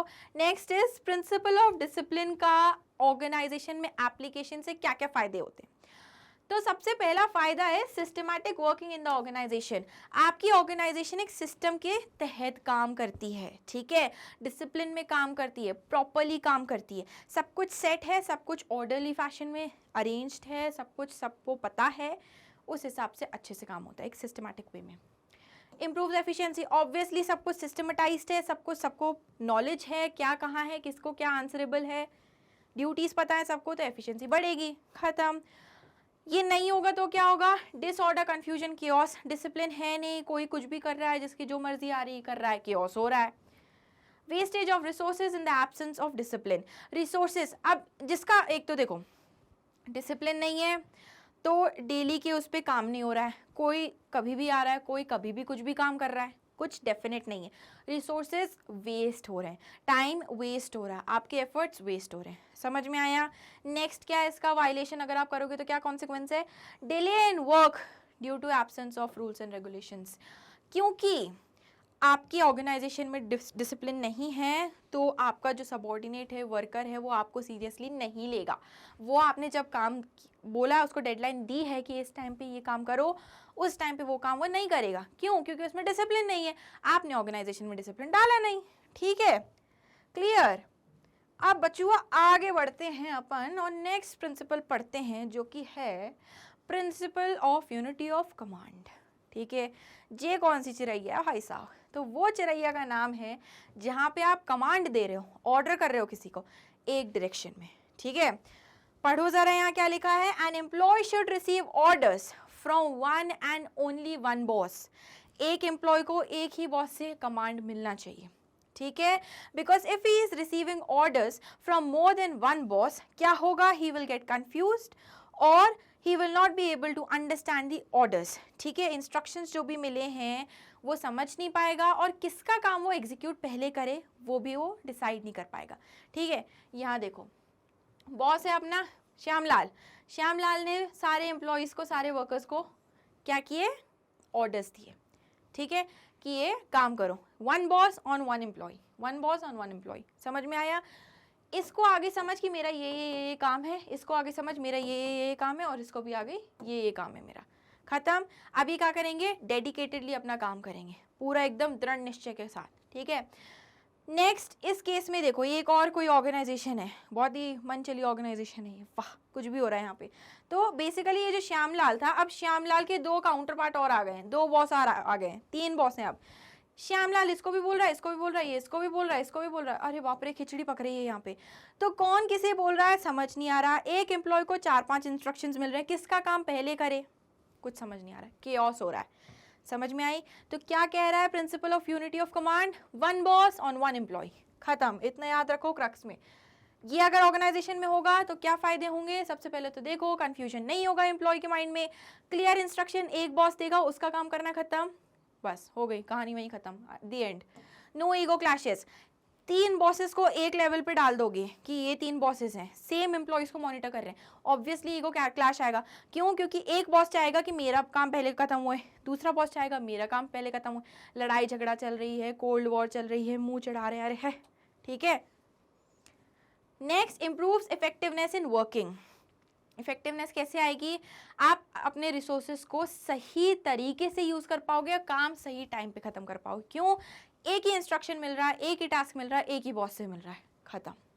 ये नहीं होगा ऑर्गेनाइजेशन में तो भाई जो ये पढ़े थे ना, इन्हीं को उल्टा कर दो। सबसे पहले कंफ्यूजन आ जाएगा किसके मन में? एम्प्लॉय के मन में। सबॉर्डिनेट को चांस मिल जाएगा चोरी करने का, किससे? काम से। अरे भाई कोई देख थोड़ी रहा है, किसी का काम करूंगा किसी का नहीं करूंगा, जान दो। ठीक है, ये किसके मन में आएगा? सबॉर्डिनेट के। ईगो क्लैशेस आएंगे। ठीक है, यहाँ पे ईगो क्लैशेस नहीं हो रहे थे, अब ईगो क्लैशेस भी आएंगे। Difficulty in maintaining discipline. Discipline होगा ही नहीं ऑर्गेनाइजेशन क्योंकि बॉस ही एक दूसरे से भिड़ रहे हैं। समझ में आई? Note this down plus. अब आते हैं अपन नेक्स्ट फिफ्थ प्रिंसिपल पे, जल्दी जल्दी खत्म कर रहे हैं अपन। Unity of direction. अभी क्या था? यूनिटी ऑफ कमांड, एक बॉस एक कमांड एक एम्प्लॉय पे। यूनिटी ऑफ डायरेक्शन मतलब सारे जो आप काम कर रहे हैं उनको एक ग्रुप गोल अचीव करने की तरफ लगाओ। देखिए, according to this principle one unit means one plan. एक डिपार्टमेंट है, ठीक है, एक है अपना कॉस्मेटिक्स का डिपार्टमेंट, एक कंपनी है जिसके 4 डिपार्टमेंट्स हैं, A B C D। हर एक यूनिट का, हर एक डिपार्टमेंट का एक प्लान होगा, इसका एक प्लान, इसका एक प्लान, इसका एक प्लान। और जो भी ऑर्गेनाइजेशन उस डिपार्टमेंट में जो भी एम्प्लॉयज काम कर रहे होंगे उन सबका गोल क्या होगा? डिपार्टमेंट ए के प्लान को अचीव करने का। इसमें जो भी काम कर रहे हैं डिपार्टमेंट सी के प्लान्स को अचीव करेंगे, वो डी में जो भी काम कर रहे हैं सिर्फ डी के प्लान को अचीव करेंगे। ठीक है, ऐसे क्रॉस बॉडी काम कोई नहीं करेगा। आगे देखें, that is the efforts of all members and employees of the organization must be directed towards one direction। एक डायरेक्शन की तरफ सारे ही efforts, सारे ही employees के डायरेक्ट करो। ठीक है, लगाओ उनको एक डायरेक्शन में। Achievement of common goal and successful application leads to coordination. ठीक है, अब अगर आप यूनिटी के साथ सारे एफर्ट्स को एक जगह लगाओगे तो कोऑर्डिनेशन आएगा। समझ में आया? यहाँ देखो डायग्राम के थ्रू, बॉस है, बॉस ने बना दिया एक प्लान, इसी सेम प्लान को हमारे तीनों एम्प्लॉयज फॉलो करेंगे। आया? क्लियर हुआ समझ? ये बॉस किसका था? डिपार्टमेंट ए का। सपोज डिपार्टमेंट बी का कोई बॉस होगा, उसने अपना प्लान बनाया होगा, उस प्लान को उसके एम्प्लॉयज फॉलो करेंगे। Clear? Unity of direction. Unity of direction होने से क्या फायदा है? Achievement of organisational goal, organisation का जो गोल है वो अचीव होगा क्योंकि सारे लोग एक जगह अपना एफर्ट लगा रहे हैं। दूसरा, efforts of all employees get unified towards one direction only, coordination आ पाएगा। एक ही जगह में आप एक ही डायरेक्शन में सारे एफर्ट्स डाल रहे हो तो सारे ही एम्प्लॉयज एक दूसरे के साथ तालमेल बिठा के काम करेंगे, डिसिप्लिन भी आएगा। ये नहीं होगा ऑर्गेनाइजेशन में, तब क्या होगा? लैक ऑफ कोऑर्डिनेशन, इसका उल्टा कर दो। ठीक है, lack of coordination, wastage of efforts and resources by working in different directions. एक ही डिपार्टमेंट में काम कर रहे हो लेकिन एक ग्रुप गोल अचीव करने के बजाय सब अपना अपना ग्रुप इंडिविजुअल गोल अचीव कर रहे हैं। ठीक है, विच इज रॉन्ग। इससे क्या होगा? किसी का भी गोल अचीव नहीं हो पाएगा और वेस्टेज ऑफ रिसोर्सेज होगा। आप एफर्ट्स भी वेन में डाल रहे हो, रिसोर्सेज भी खराब जा रहे हैं आपके। डिफिकल्टी इन अचीविंग ऑर्गेनाइजेशनल गोल, क्योंकि आपका इंडिविजुअल गोल ही अचीव नहीं कर पाओगे ना आप अलग अलग डायरेक्शन में जाके, ऑर्गेनाइजेशनल गोल तो कैसे ही होगा। खत्म। आते हैं हम सिक्स्थ प्रिंसिपल पे। सिक्स्थ प्रिंसिपल कहता है subordination of individual interest to general interest. अपने जो वो कहते हैं ना अपना फायदा देखना, उसको दबा दो। किसका फायदा देखो? सबका फायदा। पूरी ऑर्गेनाइजेशन का जो गोल है वो देखो। आप इंग्लिश में देखें क्या बोले? According to this principle, the interest of the organization must supersede। Organisation का जो गोल है ना, जिस वजह से ऑर्गेनाइजेशन बनी है, वो गोल आपको सबसे ऊपर रखना है बजाय अपने इंडिविजुअल ग्रीड के, अपने इंडिविजुअल गोल के। ठीक है, then the individual employees or interests, right? The goal of organization must not be sacrificed because individuals will be able to achieve the individual goals only when the organizational goals are achieved। क्या कह रहा है ये statement कि जो goals है organisation के वो सैक्रिफाइस नहीं होने चाहिए आपके इंडिविजुअल गोल्स पूरे करने के चक्कर में। ठीक है, क्योंकि अगर ऑर्गेनाइजेशनल गोल अचीव हो पाएगा तो आपके गोल्स तो अचीव हो ही जाएंगे। यहाँ देखें, ये जो बंदा ऐसे कमाने पैसे, तो क्या कर रहा है? ये सिर्फ जो इसको टारगेट दिया था सिर्फ उतना उतना टारगेट पूरा करके बस काम खत्म, मेरा हॉर्स पैड की तरह। ये आगे वाले जो जिनकी आप हेल्प कर सकते हो उनको नहीं देख रहा, पीछे वालों को नहीं देख रहा है। ठीक है, जिनकी हेल्प कर सकता था सिर्फ अपना काम करके बैठ गया। ये नहीं करना है, हमें क्या करना है? साथ में काम करना है, ग्रुप गोल अचीव करना है, ऑर्गेनाइजेशनल गोल अचीव करना है। क्यों? ऑर्गेनाइजेशन आपकी अच्छा कर रही है तो बोनस तो सबको मिलेगा ना। तब नहीं मिलेगा बोनस जब आप अपना काम करके खत्म हो गए, वहीं बैठ गए आप अपना काम करके, ऑर्गेनाइजेशन ने कुछ प्रॉफिट कमाया नहीं, तब नहीं मिलेगा आपको बोनस की, अरे भाई तूने अपना सिर्फ अपना काम करके बहुत अच्छा काम किया। नहीं, समझ में आई? अब देखिए अपन कि अगर ये ऑर्गेनाइजेशन में होता है प्रिंसिपल अप्लाई सक्सेसफुली, तब क्या होता है? तो basically achievement of organisational goals, पूरी ऑर्गेनाइजेशन के गोल्स अचीव होंगे क्योंकि सब साथ ही हाथ मिलाना वाला केस चल रहा है, सब एक दूसरे के साथ काम कर रहे हैं। कोऑर्डिनेशन बैठेगा क्योंकि सब एक दूसरे की हेल्प करने के लिए राजी हैं। अगर आप ये नहीं करते हो अप्लाई तो क्या होगा? नो अचीवमेंट ऑफ ऑर्गेनाइजेशनल गोल। देखो पूरे प्रिंसिपल्स में ना ये जो पढ़ रहे हो ना इनका उल्टा कर दो तो वायलेशन के केस हो जाएगा। Pro tip, even employees will also suffer in the long run. Employees कैसे सफर करेंगे? ना बोनस मिलेगा ना पर्क्स मिलेगी क्योंकि ऑर्गेनाइजेशनल गोल तो अचीव हो ही नहीं रहा, वो आपसे और काम करवाएगी। खत्म, लो किस्सा ही खत्म।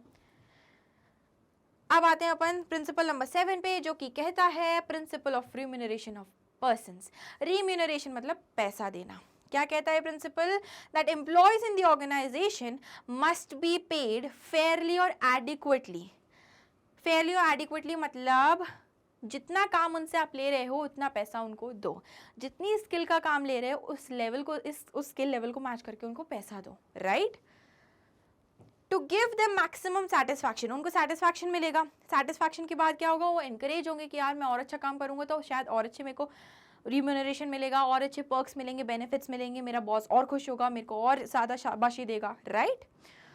And get maximum efforts from them. अच्छा, एक एनकरेज एम्प्लॉय क्या करेगा? अपने सारे एफर्ट्स लगा के काम करेगा। ठीक है, उसका काम था इतना, लेकिन अब वो इतने एफर्ट्स लगा के बहुत बेहतरीन काम कर रहा है। क्यों? क्योंकि उसके जो एफर्ट्स हैं उनको रेस्पेक्ट किया जा रहा है, रिकॉग्नाइज किया जा रहा है, उन्हें रिम्यूनरेशन दिया जा रहा है। खत्म। यहाँ देखो एग्जाम्पल, ये अपने हैं 3 टकलू A B C। अब जो हमारा ए है उसने ना सबसे ज़्यादा एफर्ट्स डाल के सबसे ज़्यादा काम किया। ए की टीम में है सब, लेकिन सबसे ज़्यादा इसने काम किया। तो मैनेजर ने क्या किया, ए तुमने ना सबसे ज़्यादा एफर्ट्स दिए हैं, तुमने सबसे क्रिएटिवली काम किया है, तुमको हम थोड़ा और बोनस दे देंगे। उसके बाद जो है एफर्ट्स लगाए सी ने, उसको भी मिल गया। जो बी था उसने कोई एक्स्ट्रा एफर्ट्स नहीं लगाए, जितना उसने काम किया था, जितना उसको काम दिया था सिर्फ उतना किया, तो उसको जो नॉर्मल सैलरी थी जो सबको मिली वही मिली। समझ में आया? अब क्या होगा, बी को एनकरेजमेंट मिलेगा कि यार मेरे को भी अगली बार ना अच्छा करना, ताकि मेरे को भी बोनस मिले। क्लियर? समझ में आया? ये हो गया 7th प्रिंसिपल। अब देखिए अगर ये 7th प्रिंसिपल सक्सेसफुली अप्लाई करते हो तो क्या होता है, एम्प्लॉयज गेट मोटिवेटेड। अभी देख लिया, बी भी मोटिवेशन आ गया बी में। Next, devotion and commitment of employees improves. हर एक एम्प्लॉय अब डिवोटेडली कमिटेडली काम करेगा, लॉयल बनेगा आपके ऑर्गेनाइजेशन के प्रति। ठीक है, वो उस ऑर्गेनाइजेशन को अपना काम समझ के काम करेगा अगर आप उसके एफर्ट्स को रिकॉग्नाइज करोगे। ये नहीं होगा तो फिर क्या होगा, टर्नओवर ऑफ एम्प्लॉयज इंक्रीज होगा, लोग छोड़ छोड़ के भागेंगे आपकी कंपनी। ठीक है, turnover is basically the employees leaving your organisation. क्यों? क्योंकि आप रिस्पेक्ट ही नहीं कर रहे हो ना यार, वो इतनी मेहनत कर रहा है तो कुछ तो उसे बताओ कि हाँ भाई गजब का काम किया तूने, ले एक्स्ट्रा बोनस। कुछ दे ही नहीं रहे तो फिर क्यों टिकेगा वो, जबकि दूसरी ऑर्गेनाइजेशन उसके एफर्ट्स को रिकॉग्नाइज कर रही है, उसको रिस्पेक्ट कर रही है। समझ में आया? Dissatisfaction and demotivation of employees. Dissatisfied रहेगा, मोटिवेटेड नहीं है क्योंकि उसको कुछ भी प्राइज नहीं मिल रहा अपने एफर्ट्स डालने के लिए, तो क्या करेगा वो, जितना काम बताया उतना करेगा और थोड़े दिन बाद ना वो भी करना बंद कर देगा कि यार क्या करूँगा मैं मेहनत करके भी, पैसे तो मिल रहे हैं ना, सैलरी मिल रही है मेरे को by the end of the month. खत्म। That is why this principle is important. Next, 8वां प्रिंसिपल। 8वां प्रिंसिपल कह रहा है, my bad, centralisation and decentralisation. Centralisation मतलब पावर को एक सेंटर में डालना, मतलब कुछ हैंड्स में दे देना, टॉप लेवल मैनेजमेंट में हमने दे दी। डिसेंट्रलाइजेशन मतलब उस पावर को डिवाइड कर देना, हर एक लेवल पे अलग अलग लोगों में थोड़ी थोड़ी डिग्री में डिवाइड कर दी उस पावर को। देखिए यहाँ पे centralisation refers to concentration of authority in a few hands, कुछ हाथों में दे देना। ठीक है, टॉप लेवल मैनेजमेंट के। Decentralisation means evenly distribution of power at every level of management। ठीक है, समझ में आया? According to Fayol, a company must not be completely decentralized or completely centralized। और यहाँ पे क्या होना चाहिए, एक बैलेंस होना चाहिए, depending on the nature and size of the organization। ठीक है, केस समझो यहाँ पे क्या कह रहा है। यहाँ पे एक बॉस है हमारा, ठीक है, बॉस टॉप लेवल मैनेजमेंट पे काम कर रहा है, उसने कर दिया टारगेट सेट। अब इस टारगेट को किस तरह से निकलवाना, एग्जीक्यूट करना है, वो काम है इन सबऑर्डिनेट्स का। ठीक है, ये चंगू मंगू काम करेंगे, ये चंगू मंगू काम करेंगे अपने डिपार्टमेंट्स के लिए, पॉलिसीज बनाएंगे किस तरह से हम अपने एम्प्लॉयज़ को समझाएं, हम अपने एम्प्लॉयज से काम निकलवाएं। काम कौन करेंगे, ये वाले लोग। ठीक है, तो क्या हुआ, इनको पावर दी थोड़ी कि अपने डिपार्टमेंट के लिए पॉलिसीज बनाओ। समझ में आया? ये नहीं हो रहा है कि यही सारे ऑर्गेनाइजेशन के लिए बना रहा है, सारे सबऑर्डिनेट लेवल्स के लिए बना रहा है, सारे चंगू मंगू के लिए बना रहा है। नहीं, दैट इज सेंट्रलाइजेशन। अगर एक ही बंदा सब कुछ कर रहा है तो वो सेंट्रलाइजेशन है। अगर अलग अलग लेवल पे अलग अलग बंदे अलग अलग डिग्री पे अपनी पावर प्रैक्टिस कर रहे हैं तो वो डिसेंट्रलाइजेशन है। फियोल कहते हैं कि दोनों का बैलेंस होना चाहिए। ठीक है, ना कंप्लीटली डिसेंट्रलाइज्ड ना कंप्लीटली सेंट्रलाइज्ड। अब देखिए इसके क्या क्या फायदे हैं इस प्रिंसिपल को अप्लाई करने के। Benefits of centralisation as well as decentralisation. Centralisation का बेनिफिट क्या है, बेसिकली अच्छी तरह से आप मॉनिटर कर पाते हो। ठीक है, कि कहाँ क्या काम चल रहा है। डिसेंट्रलाइजेशन का ये है कि एक हॉच पॉच नहीं होती है, जो टॉप लेवल मैनेजमेंट है वो अपनी ड्यूटीज डेलीगेट करके बांट के शांत खत्म। ठीक है, वहीं पे चुप हो जाता है कि ये मैंने इसको काम दे दिया था, अब bye the end of the month मैं पूछूंगा क्या काम हुआ या नहीं हुआ, और काम करवाने की रिस्पॉन्सिबिलिटी उस बंदे की है जिसको उसने दिया है काम। ठीक है, दोनों के फायदे मिलते हैं, अच्छी तरह से आप मॉनिटर कर पाते हो और काम को भी डेलीगेट कर पाते हो। नेक्स्ट पॉइंट आता है fast decisions eight operational level and strict control by top level. Monitor अच्छे से कर पाएगा टॉप लेवल मैनेजमेंट, और जो ऑपरेशनल लेवल है, एक एम्प्लॉई है, ठीक है, उसको कुछ दिक्कत आई काम करने में, उसने बोला मेरा प्रोसेस चेंज करो काम करने का, मेरा डिपार्टमेंट बदलो, तो ऑपरेशनल जो सुपरवाइजर है वो जल्दी कर पाएगा या top level management? Top level management तक पहुंचने में उसको एक आध हफ्ता लग जाएगा, तब तक तो उसकी प्रॉब्लम पता नहीं क्या होगा, उसकी प्रॉब्लम विल वर्सन। तो डिसेंट्रलाइजेशन इज इंपॉर्टेंट यहाँ पे। अगर ऑपरेशनल सुपरवाइजर को अथॉरिटी होती उसका डिपार्टमेंट चेंज करने की तो वो चेंज कर देता, खत्म होती बात, टॉप लेवल मैनेजमेंट तक बात पहुंचती ही नहीं, खत्म यहाँ पे किस्सा। वायलेशन होता है तो क्या होता है? Complete centralisation will result in delay in decision. एक ही बंदा पूरी ऑर्गेनाइजेशन के डिसीजंस ले रहा है, तो हर एक जना जा रहा है सर मेरा सैलरी बढ़ा दो, सर मेरा डिपार्टमेंट चेंज कर दो, सर इसने ना मेरे को ये बोल दिया, सर इसने ना मेरे को हरास किया। तो एक बंदा कितनी चीज़ें संभाल लेगा? तो क्या होगा? डिले होगा। एक की प्रॉब्लम आज सॉल्व हो सकती थी अगर एक दूसरे लेवल पे या अपनी इमीडिएट सुपीरियर से वो बात करता, instead of talking to the main top level management. ठीक है, डिले होगा वहां पे। Next, complete decentralisation will result in misuse of authority. अगर आप पूरी तरह से पावर बांट दो तो क्या होगा? जो पावर टॉप लेवल मैनेजमेंट के पास है वही नीचे वालों के पास भी है, इक्वल हो गई दोनों की पावर, क्या करेंगे? वो मिसयूज करेंगे, खत्म। ठीक है, राजनीति खेलेंगे वो। Next principle is principle number 9, बहुत ही शानदार प्रिंसिपल ऑफ स्केलर चेन, बहुत इंपॉर्टेंट है, इसको ध्यान से देखो, इस पे शॉर्ट नोट आ सकता है प्यारा सा। Scalar chain means line of authority, power, ठीक है, टू टेक डिसीजंस, उसकी लाइन ऑफ अथॉरिटी, उसका level, line of authority of chain of superiors from lower rank to the upper ones. ठीक है, फ्योल ने ये कहा कि ये चेन फॉलो होनी चाहिए स्ट्रिक्टली किसी भी ऑर्गेनाइजेशन में अगर कम्युनिकेशन करना है तो। ठीक है, every information must pass through every key of this chain, no skipping of any one key should be allowed. समझते हैं इसको, ये हो गया माई स्केलर चेन, ये सबसे नीचे वाले हैं, ये सबसे टॉप लेवल है। ठीक है, अब सपोज ये है A B C, D है हमारे दादा E F G। अब काम है A को C से, तो क्या होगा? जो भी काम है उसको C से, वो पास करेगा पहले इन्फॉर्मेशन B को और B करेगा पास C को। ऐसे नहीं कि डायरेक्ट जंप कर जाएगा। A को बात करनी है दूसरे डिपार्टमेंट के F से, तो ये चेन कैसे जाएगी? ऐसे। ठीक है, इस तरह से जाएगी। अगर हो सकता है कुछ बहुत अर्जेंट बात हो तो करनी है, अगर किसको? A को F से बहुत अर्जेंट बात, तो गैंग प्लैंक बना सकते हैं हम। एक शॉर्ट ट्रिक होती है कि डायरेक्टली यहाँ से ऐसे चले जाए, F से नहीं बात करनी है, A को G से बात करनी है। Gang plank is only possible if you are going to communicate at the same level. ठीक है, ऊपर नीचे वालों के लिए गैंग प्लैंक नहीं बनता है। ये हो गई स्केलर चेन की लोअर लेवल ऑफ अथॉरिटी से ऊपर वाले अथॉरिटी के level, superior level of employees से अगर आपको बात करनी है तो आप स्किप नहीं कर सकते बीच वाले लेवल्स को। ऑलराइट, यहाँ होता है खत्म हमारा केस स्केलर चेन का। नेक्स्ट आता है, अगर आपने स्केलर चेन को अच्छे से अप्लाई किया ऑर्गेनाइजेशन में तब क्या होता है? तो सिस्टमैटिक फ्लो ऑफ इंफॉर्मेशन होता है। सबसे पहली बात, एक सिस्टम में फ्लो हो रही इन्फॉर्मेशन, इसको इससे बात करनी है तो बीच वाले सबसे बात करनी पड़ेगी। ठीक है, no communication gap in the organisation, सबको सब चीज़ें मालूम रहती है तो कम्युनिकेशन गैप नहीं रहता। ठीक है, कोई भी ब्लेम गेम शुरू नहीं कर सकता कि यार मैंने तो तुमको बताया था, बीच वालों को बताया ही नहीं। बीच वाले आर व्हाट, उन्हें अवेयरनेस ही नहीं है उनमें, ठीक है, कि ऐसा काम भी हो रहा है। राइट, वायलेशन के क्या क्या कॉन्सिक्वेंसेस होते हैं इस प्रिंसिपल के? There may be communication gap, obviously होगा अगर आपने स्किप किए बीच के levels. No clarity and authority and responsibility relationship, कौन किसको आंसरेबल है, कौन किसकी क्या रिस्पॉन्सिबिलिटी ले रहा है, ये आप इस्टेब्लिश कर ही नहीं सकते अगर आप स्किप करते जा रहे हो। आपको बात, आप अपने इमीडिएट सुपीरियर के हो, आंसरेबल हो, लेकिन आप किसको जाके बता रहे हो? एकदम टॉप लेवल MD को जाके, डायरेक्टर को जाके बता रहे हो, साहब मेरे को ना 10 पेज प्रिंट करने को बोले थे, मैंने कर दिए। अरे उसको क्यों बताओगे आप?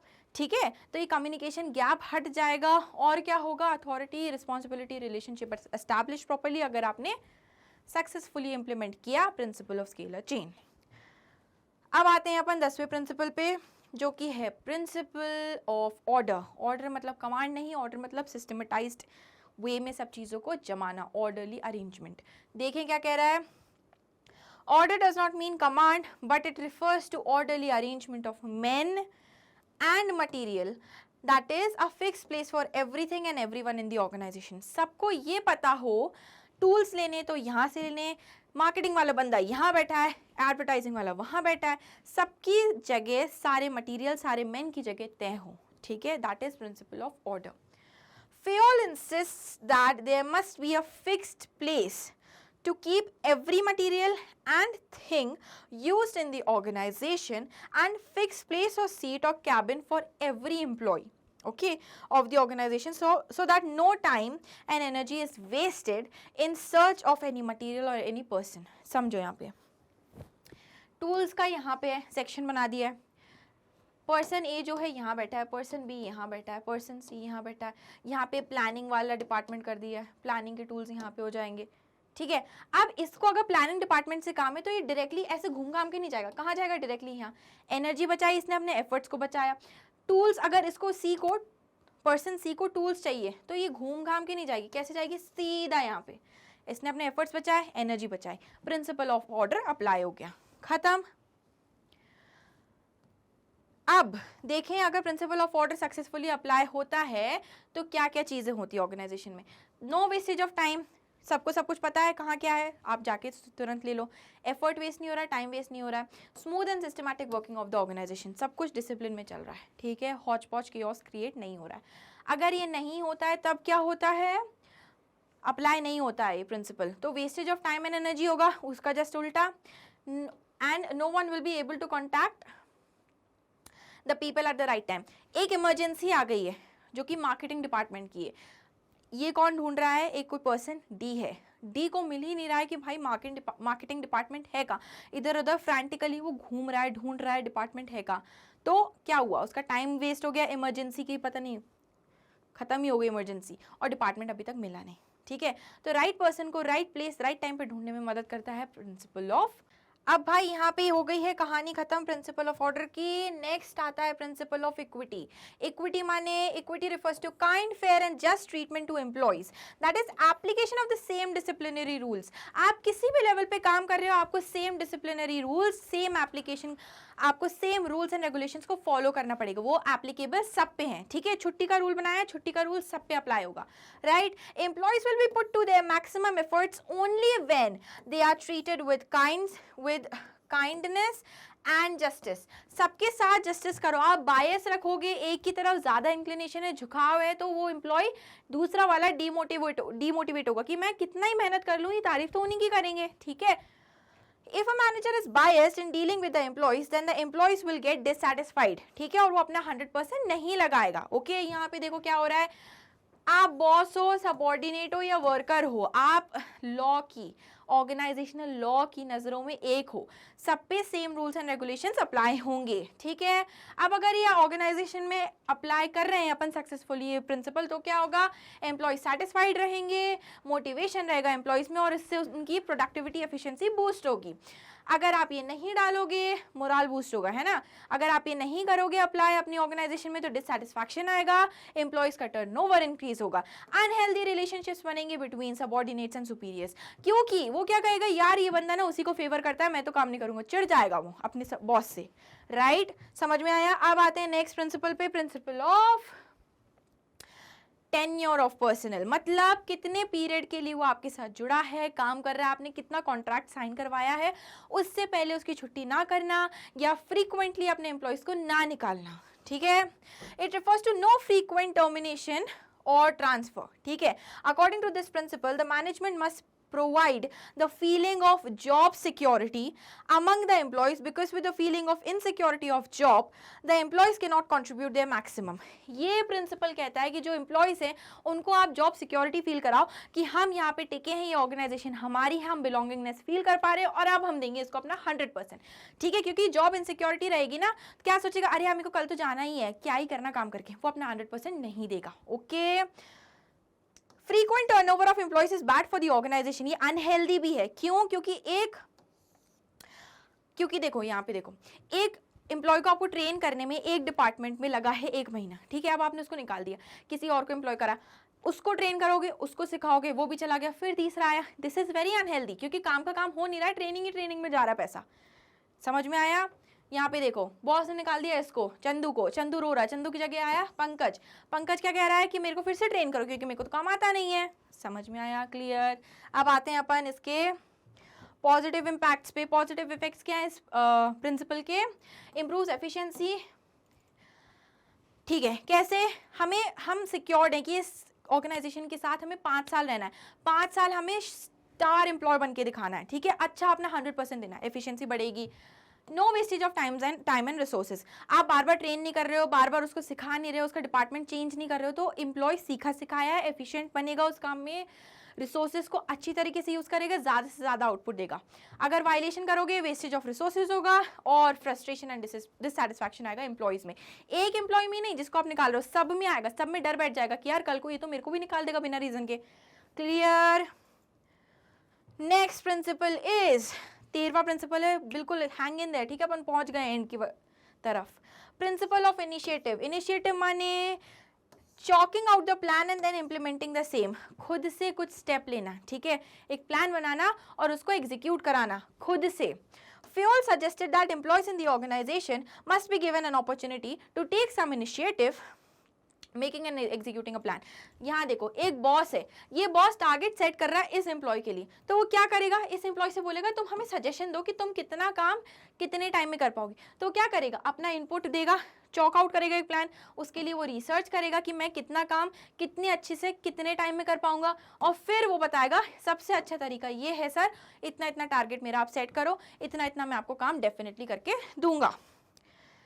इससे होगा क्या, सबसे पहला पॉइंट देखो यहाँ पे, it develops a feeling of belongingness. आपने उसको इनिशिएटिव लेने को बोला एम्प्लॉय को, तो वो क्या कर रहा है कि यार ये तो मेरी ऑर्गेनाइजेशन है, आंसू आ गए भाई साहब, वाह, ठीक है, तो बिलोंगिंगनेस आ गई, उसमें फीलिंग आ गई बिलोंगिंगनेस की। Next, employees achieve the target on time, अगर उनसे पूछ के टारगेट सेट किया गया है, क्योंकि वो रियलिस्टिक टारगेट ही सेट करवाएंगे। अगर आप ये नहीं करोगे तो क्या होगा, employees will not work to the best of their ability. कुछ भी सुपरफिशियल आपने टारगेट सेट कर दिया जो कभी अचीव ही नहीं कर सकता, वो आपने उससे पूछा ही नहीं कि भाई तुझ में इतनी स्किल है, इतनी एनर्जी है कि इतने टाइम में कर लेगा ये टारगेट कंप्लीट, ये तो पूछा ही नहीं, ठीक है। Next, demotivation among the employees, आप उनको इंक्लूड ही नहीं कर रहे हो किसी भी चीज़ में, तो वो सोचेंगे ना कि यार ये हमारी ऑर्गेनाइजेशन तो है ही नहीं। आपको क्या फील कराना है कि ये आपकी ऑर्गेनाइजेशन है। Last principle is esprit de corps, ठीक है, एस्पेरेट द कॉर्प्स मतलब यूनियन इज इन स्ट्रेंथ या यूनियन इज स्ट्रेंथ। फेयोल ने एम्फेसाइज किया है कि टीम वर्क जरूरी है एक ऑर्गेनाइजेशन में, and that every employee must consider them as a part और member of a team and try to achieve team goal, ठीक है, क्योंकि टीम गोल्स अचीव करना as a team is more important, ठीक है, और टीम के एफर्ट्स ज़्यादा अच्छे से आप लगा पाओगे रादर देन एफर्ट्स लगाने एक इंडिविजुअल की तरह, ठीक है। यहाँ पे क्या हो रहा है, टीम प्लेयर है, एक बंदे को सपोज काम दे दिया है कि भाई आपका काम ये है, कंप्लीट करो इसको, लेकिन अब वो पड़ गया बीमार, तो क्या होगा, बाकी जो बंदे उसकी टीम के वो उसका काम कंप्लीट करेंगे। ऐसा नहीं कि यार हमें उससे कोई मतलब नहीं, वो बीमार पड़ा उसकी problem, sounds like a you problem, ठीक है, वो केस नहीं होना चाहिए, सबको साथ मिलकर काम करना है। अगर आप ये साथ मिलकर काम करोगे तो क्या होगा, टीम स्पिरिट डेवलप होगी, ग्रुप गोल अचीव हो जाएगा, नहीं करोगे ग्रुप गोल अचीव नहीं होगा और no team spirit will be developed. Employees में स्ट्रेस आएगा कि इंडिविजुअल काम करो, खत्म। यहाँ होते हैं हमारे फेयोल के, हेनरी फेयोल के प्रिंसिपल्स खत्म। जल्दी से आप कर लेते हैं अपन एफ.डब्ल्यू. टेलर के प्रिंसिपल्स को खत्म। एफ.डब्ल्यू. टेलर कौन थे भाई साहब, तो ये थे कि शख्स जो कि यूएसए में पैदा हुए थे 1856 में। इन्होंने एक कंपनी ज्वाइन करी थी, स्टील कंपनी, ठीक है, Midvale steel company as mechanical engineer. Okay, अब इनके अपन देखते हैं कॉन्ट्रीब्यूशंस, इनने क्या क्या काम किया था। सो बेसिकली टेलर ने पब्लिश करी थी बहुत सारी रिसर्चेस एंड बुक्स, किसको ग्लोरीफाई करते हुए, इंडस्ट्रियल ऑर्गेनाइजेशन में साइंटिफिक मैनेजमेंट को डालने के लिए, ठीक है, ये सब एम्फेसाइज करती थी उनकी बुक्स। अच्छा, एक इनकी जो सबसे मेजर कंट्रीब्यूशन था, ठीक है, इस फील्ड में हमारी इंडस्ट्री में मैनेजमेंट की, वो था शॉप मैनेजमेंट और piece rate system, principles of scientific management, ये 3 चीज़ें दी थी, इनको पढ़ेंगे अभी अपन। And he emphasised on adoption of scientific methods of problems of management. आप जो भी प्रॉब्लम्स आ रही है ना मैनेजमेंट में, उनको क्रिएटिवली तो सॉल्व करो, लेकिन कुछ लॉजिक भी ढूंढो उनमें, ये कहा था किसने, फेयोल ने। अब अपन पढ़ते हैं इनकी साइंटिफिक मैनेजमेंट की टेक्निक्स को, ठीक है, पहले पढ़े साइंटिफिक मैनेजमेंट किस चिड़िया का नाम है? तो scientific management means application of science for each and every element of management. हर एक एलिमेंट में क्रिएटिविटी के साथ लॉजिक ढूंढो, उसका रीजन ढूंढो, कॉज एंड इफेक्ट रिलेशनशिप ढूंढो। In general language it means to apply scientific tools, methods and trained personnel in order to increase the output. ठीक है, आप अपनी फीलिंग, अपने जिगरा डाल के तो करो मैनेजमेंट, लेकिन उसके साथ साथ थोड़ा साइंटिफिक एस्पेक्ट्स को भी इनकलकेट करो अपनी मैनेजरियल डिसीजंस में। नेक्स्ट अब क्या है, डेफिनेशन ऑफ साइंटिफिक मैनेजमेंट जो कि आपने टेलर ने दी थी, वो क्या कहते हैं कि scientific management means knowing exactly what you want men to do and seeing that they do it in the best and cheapest way. ये पता होना कि आपको एग्जैक्टली काम क्या करवाना है अपने लोगों से, अपने एम्प्लॉय से, और ये देखना कि वो एग्जैक्ट बेस्ट वे में उस एग्जैक्ट काम को करें। ठीक है, ये होता है साइंटिफिक मैनेजमेंट। नेक्स्ट आते हैं अब अपन finally scientific principles of management. इन्होंने ना 4 प्रिंसिपल्स दिए थे एज कम्पेयर टू टेलर। ठीक है, उन्होंने दिए थे 14, इन्होंने 4 दिए थे।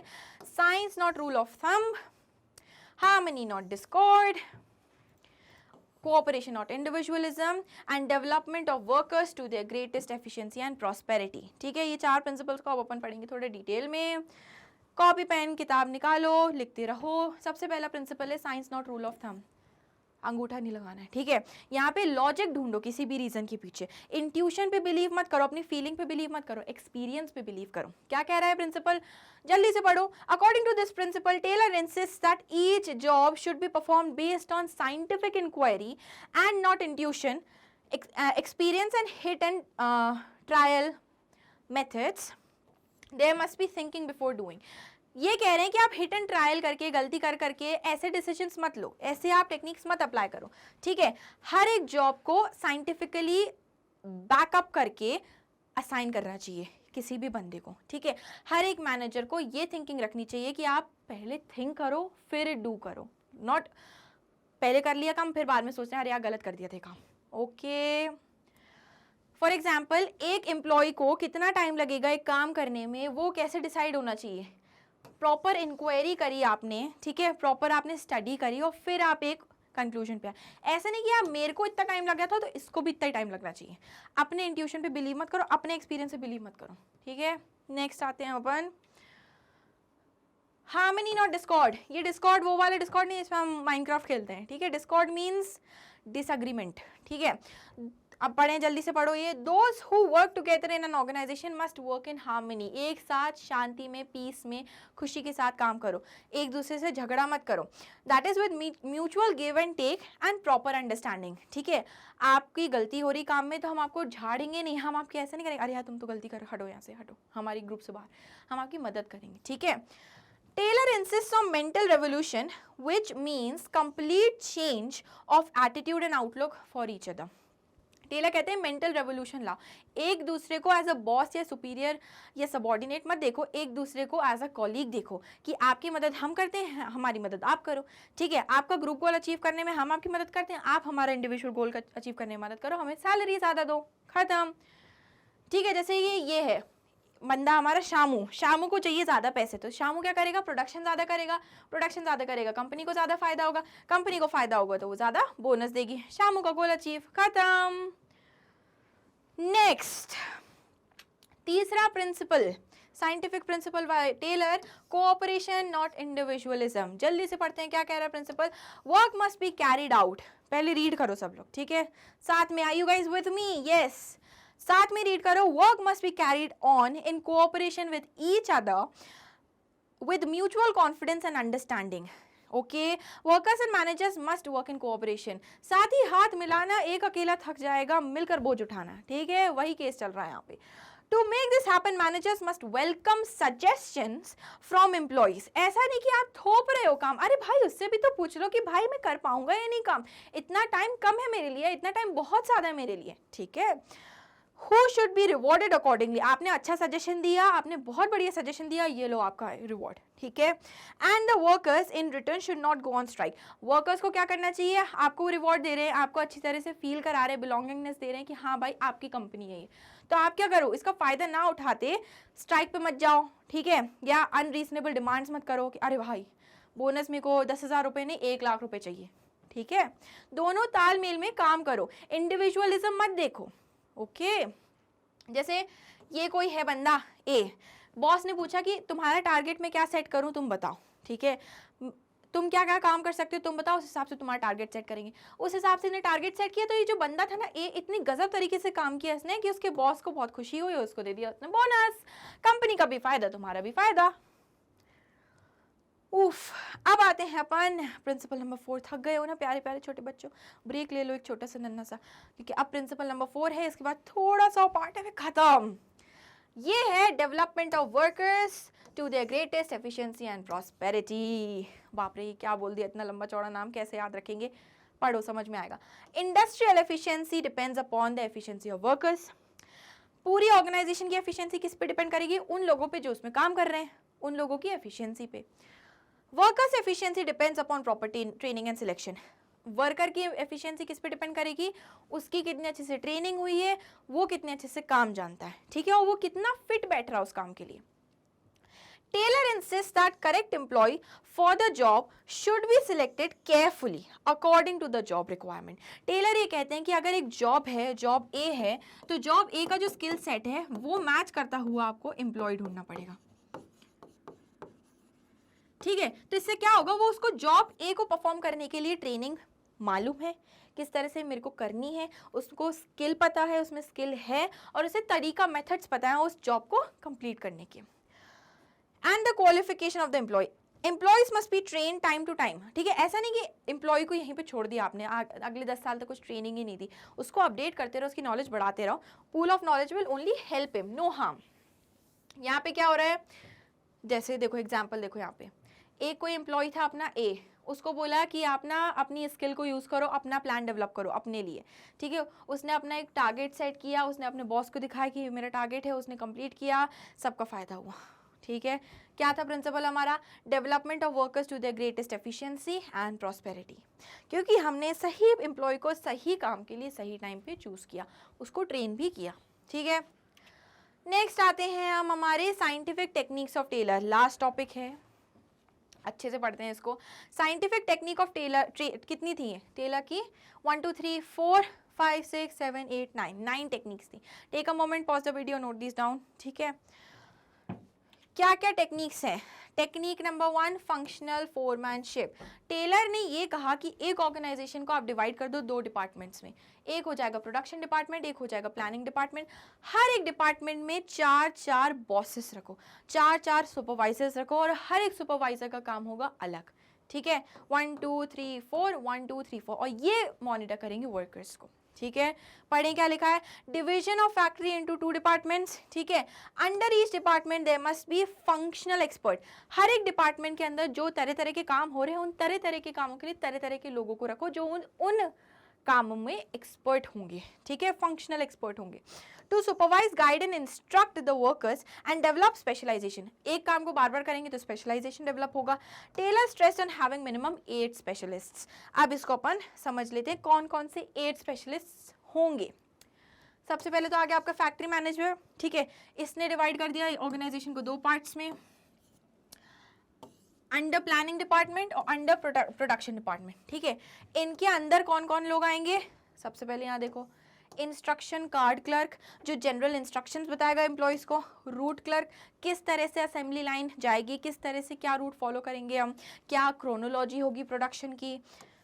टाइम एंड क्लॉक क्लर्क ये देखेगा कि कौन कब आ रहा है, कौन कब जा रहा है, किसका कितने बजे काम होगा, कितने टाइम में काम होगा। डिसिप्लिनेरियन कौन कितने डिसिप्लिन के साथ काम कर रहा है, डिसिप्लिन के साथ नहीं कर रहा है, उसको पनिश करना, इनकरेज करना, इसका काम होगा। अब आएंगे हम किसमें, प्रोडक्शन डिपार्टमेंट में। प्रोडक्शन में कौन होगा, स्पीड बॉस, स्पीड चेक करना कि सब अपनी स्पीड से काम कर रहे हैं कि नहीं, कोई स्लैक तो नहीं कर रहा है। गैंग बॉस ये सारे टूल्स चल रहे हैं कि नहीं ये देखेगा। नहीं, गैंग बॉस इकट्ठा करेगा टूल्स एंड मशीनरी को। रिपेयर बॉस उन्हें चलती हुई कंडीशंस में रखेगा। इंस्पेक्टर क्या करेगा, कौन कैसा काम कर रहा है वो चेक करता रहेगा। ठीक है, ये हो गया अपना फंक्शनल फोरमैनशिप, फंक्शन के हिसाब से स्पेशलाइज्ड एक्सपर्ट्स को रखना। ठीक है, अच्छा हाँ, और ये सब किसको मॉनिटर करेंगे, एम्प्लॉइज को, वर्कर्स को। ये होगा मैं पिंकी शामू रामू। ठीक है, नेक्स्ट टेक्निक है हमारी standardization and simplification of work. Standardization मतलब एक स्टैंडर्ड सेट कर देना कि आपको इस स्टैंडर्ड का काम तो करके देना है, इस क्वालिटी को प्रोड्यूस करना है। सिंप्लीफिकेशन मतलब एक्सेस चीज़ों को एलिमिनेट करना जो कि कंफ्यूजन क्रिएट कर रही हैं। लिमिटेड चीज़ें बनाओ, गजब की चीज़ें बनाओ। ठीक है, स्टैंडर्डाइजेशन में देखो, scientific management always emphasises on maintaining standards relating to every step of business. हर एक स्टेप में कुछ स्टैंडर्ड सेट किया, उसको आपको अचीव करना है।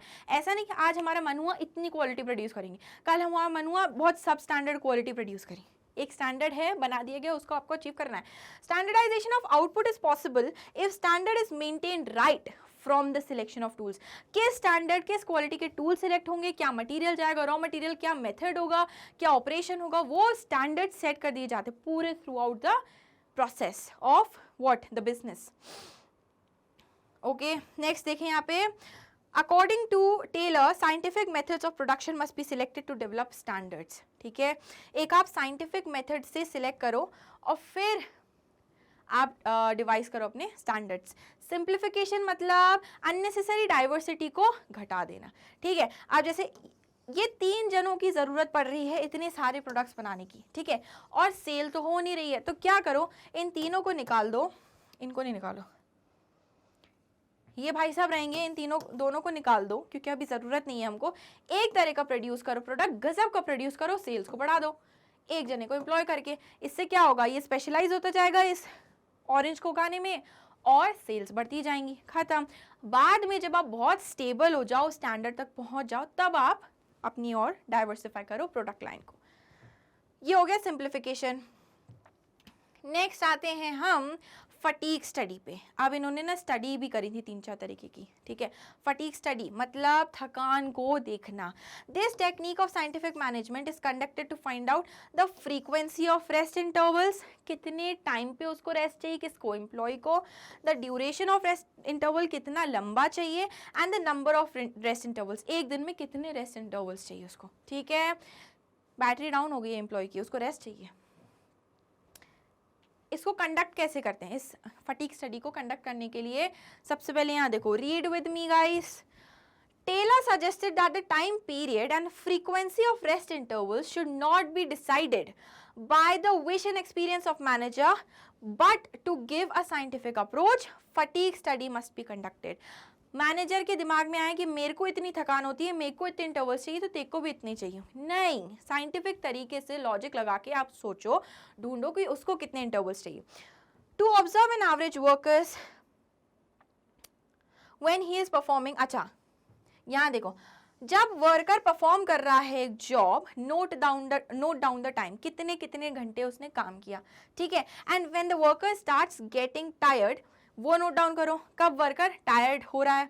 उसके बाद when his efficiency level starts decreasing, then give him a break. जब वो बहुत ज़्यादा टायर्ड हो जाए, उसकी एफिशिएंसी लेवल, प्रोडक्टिविटी एकदम गिर जाए, उसको एक ब्रेक दे दो। This time can be noted down to decide the frequency of हमारे रेस्ट इंटरवल्स, कितनी बार चाहिए उसको रेस्ट इंटरवल। ठीक है, और फिर हम ये नोट डाउन करें कि कितने ब्रेक में, कितने टाइम बाद फिर से रिफ्रेश हो जाता है, फिर से एनर्जाइज हो जाता है काम ज्वाइन करने के लिए। वो अपना होगा duration of the rest interval. खत्म यहाँ पे कहानी। नेक्स्ट आता है हमारा मेथड स्टडी। किसी काम को परफॉर्म करने के लिए क्या मेथड लें, ये एक्सपीरियंस इंट्यूशन पे डिपेंड नहीं करेगा मैनेजर के। साइंटिफिक अप्रोच लगाओ, यहाँ पे ऑब्जर्व करो, कॉज एंड इफेक्ट रिलेशनशिप ढूंढो और फिर मेथड को अडॉप्ट करो।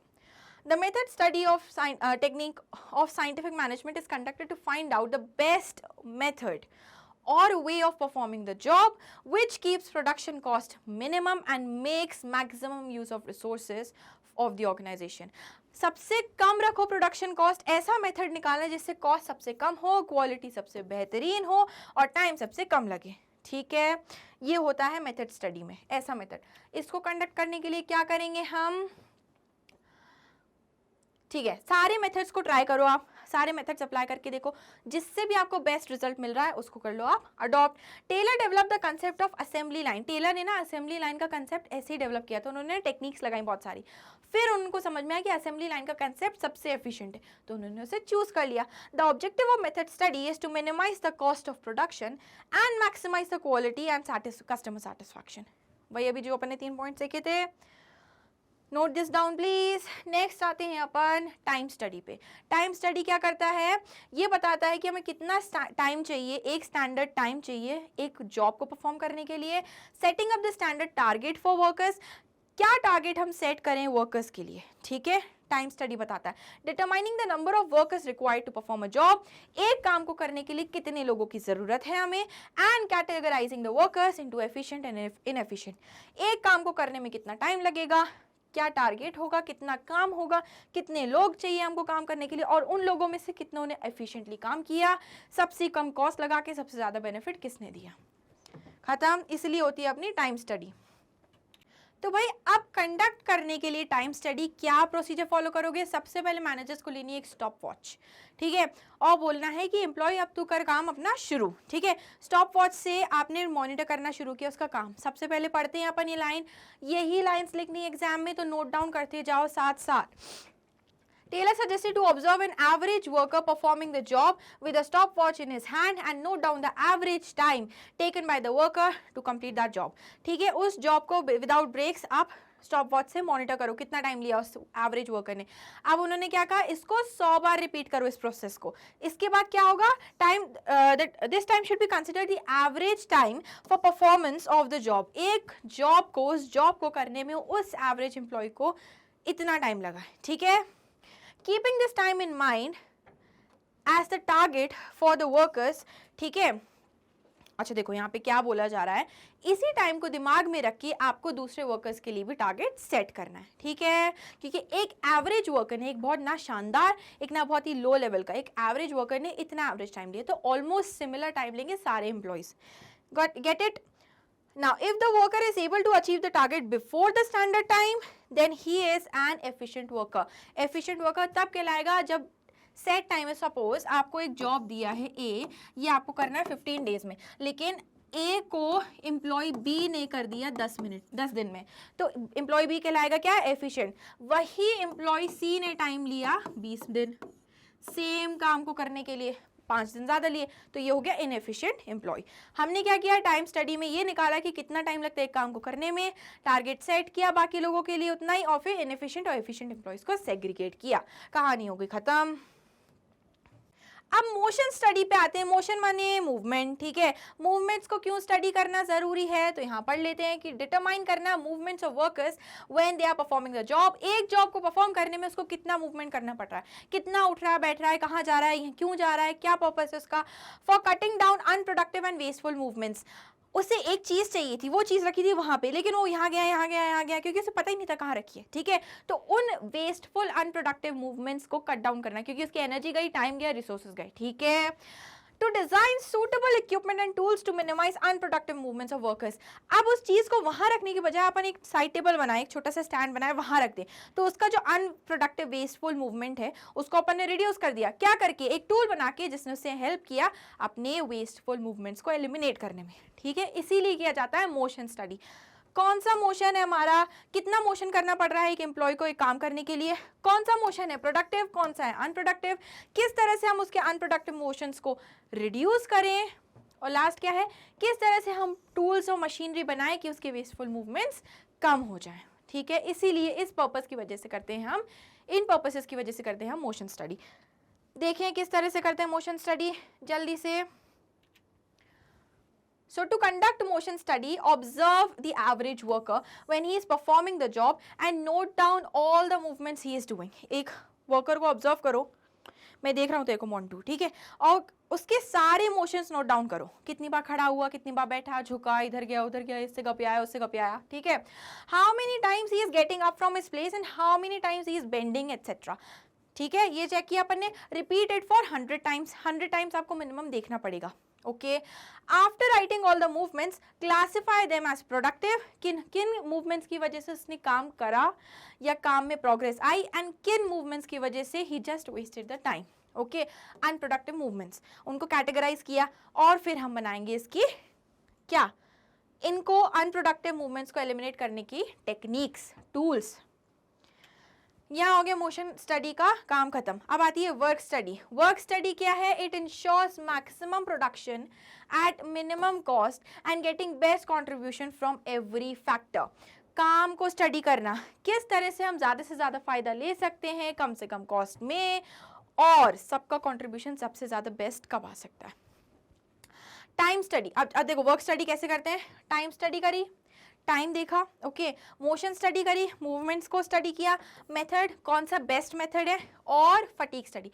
इन सबको जब मिला देते हो ना तो बनती है वर्क स्टडी। वर्क स्टडी आपकी बढ़िया चल रही है ऑर्गेनाइजेशन में, मतलब गजब का काम चल रहा है। Okay, the end. यहाँ पे छोटी सी थी technique. Next technique is differential piece wage rate system. ठीक है, हर एक बंदे को हर एक स्किल के हिसाब से, हर एक यूनिट के हिसाब से आप वेजेस दो। पढ़े अब क्या लिखा है। Scientific technique of differential piece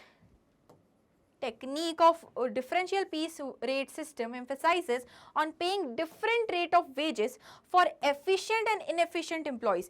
एक एम्प्लॉय जो अपना पूरा दिल लगा के, जिगरा लगा के, गुर्दे लगा के काम कर रहा है, उसको आप अलग वेज दो उस एम्प्लॉय के अगेंस्ट जो कि बिल्कुल है मेरा काम थोड़ी है, मैं क्यों करूं, ठीक है, उसको आप अलग वेज रेट दो। इससे होगा क्या, जो ले रहा है ना वो मोटिवेट होगा, और जो बहुत अच्छा कर रहा है वो भी मोटिवेट होगा काम करने के लिए, क्योंकि दोनों को बोनस चाहिए और ज्यादा बोनस चाहिए।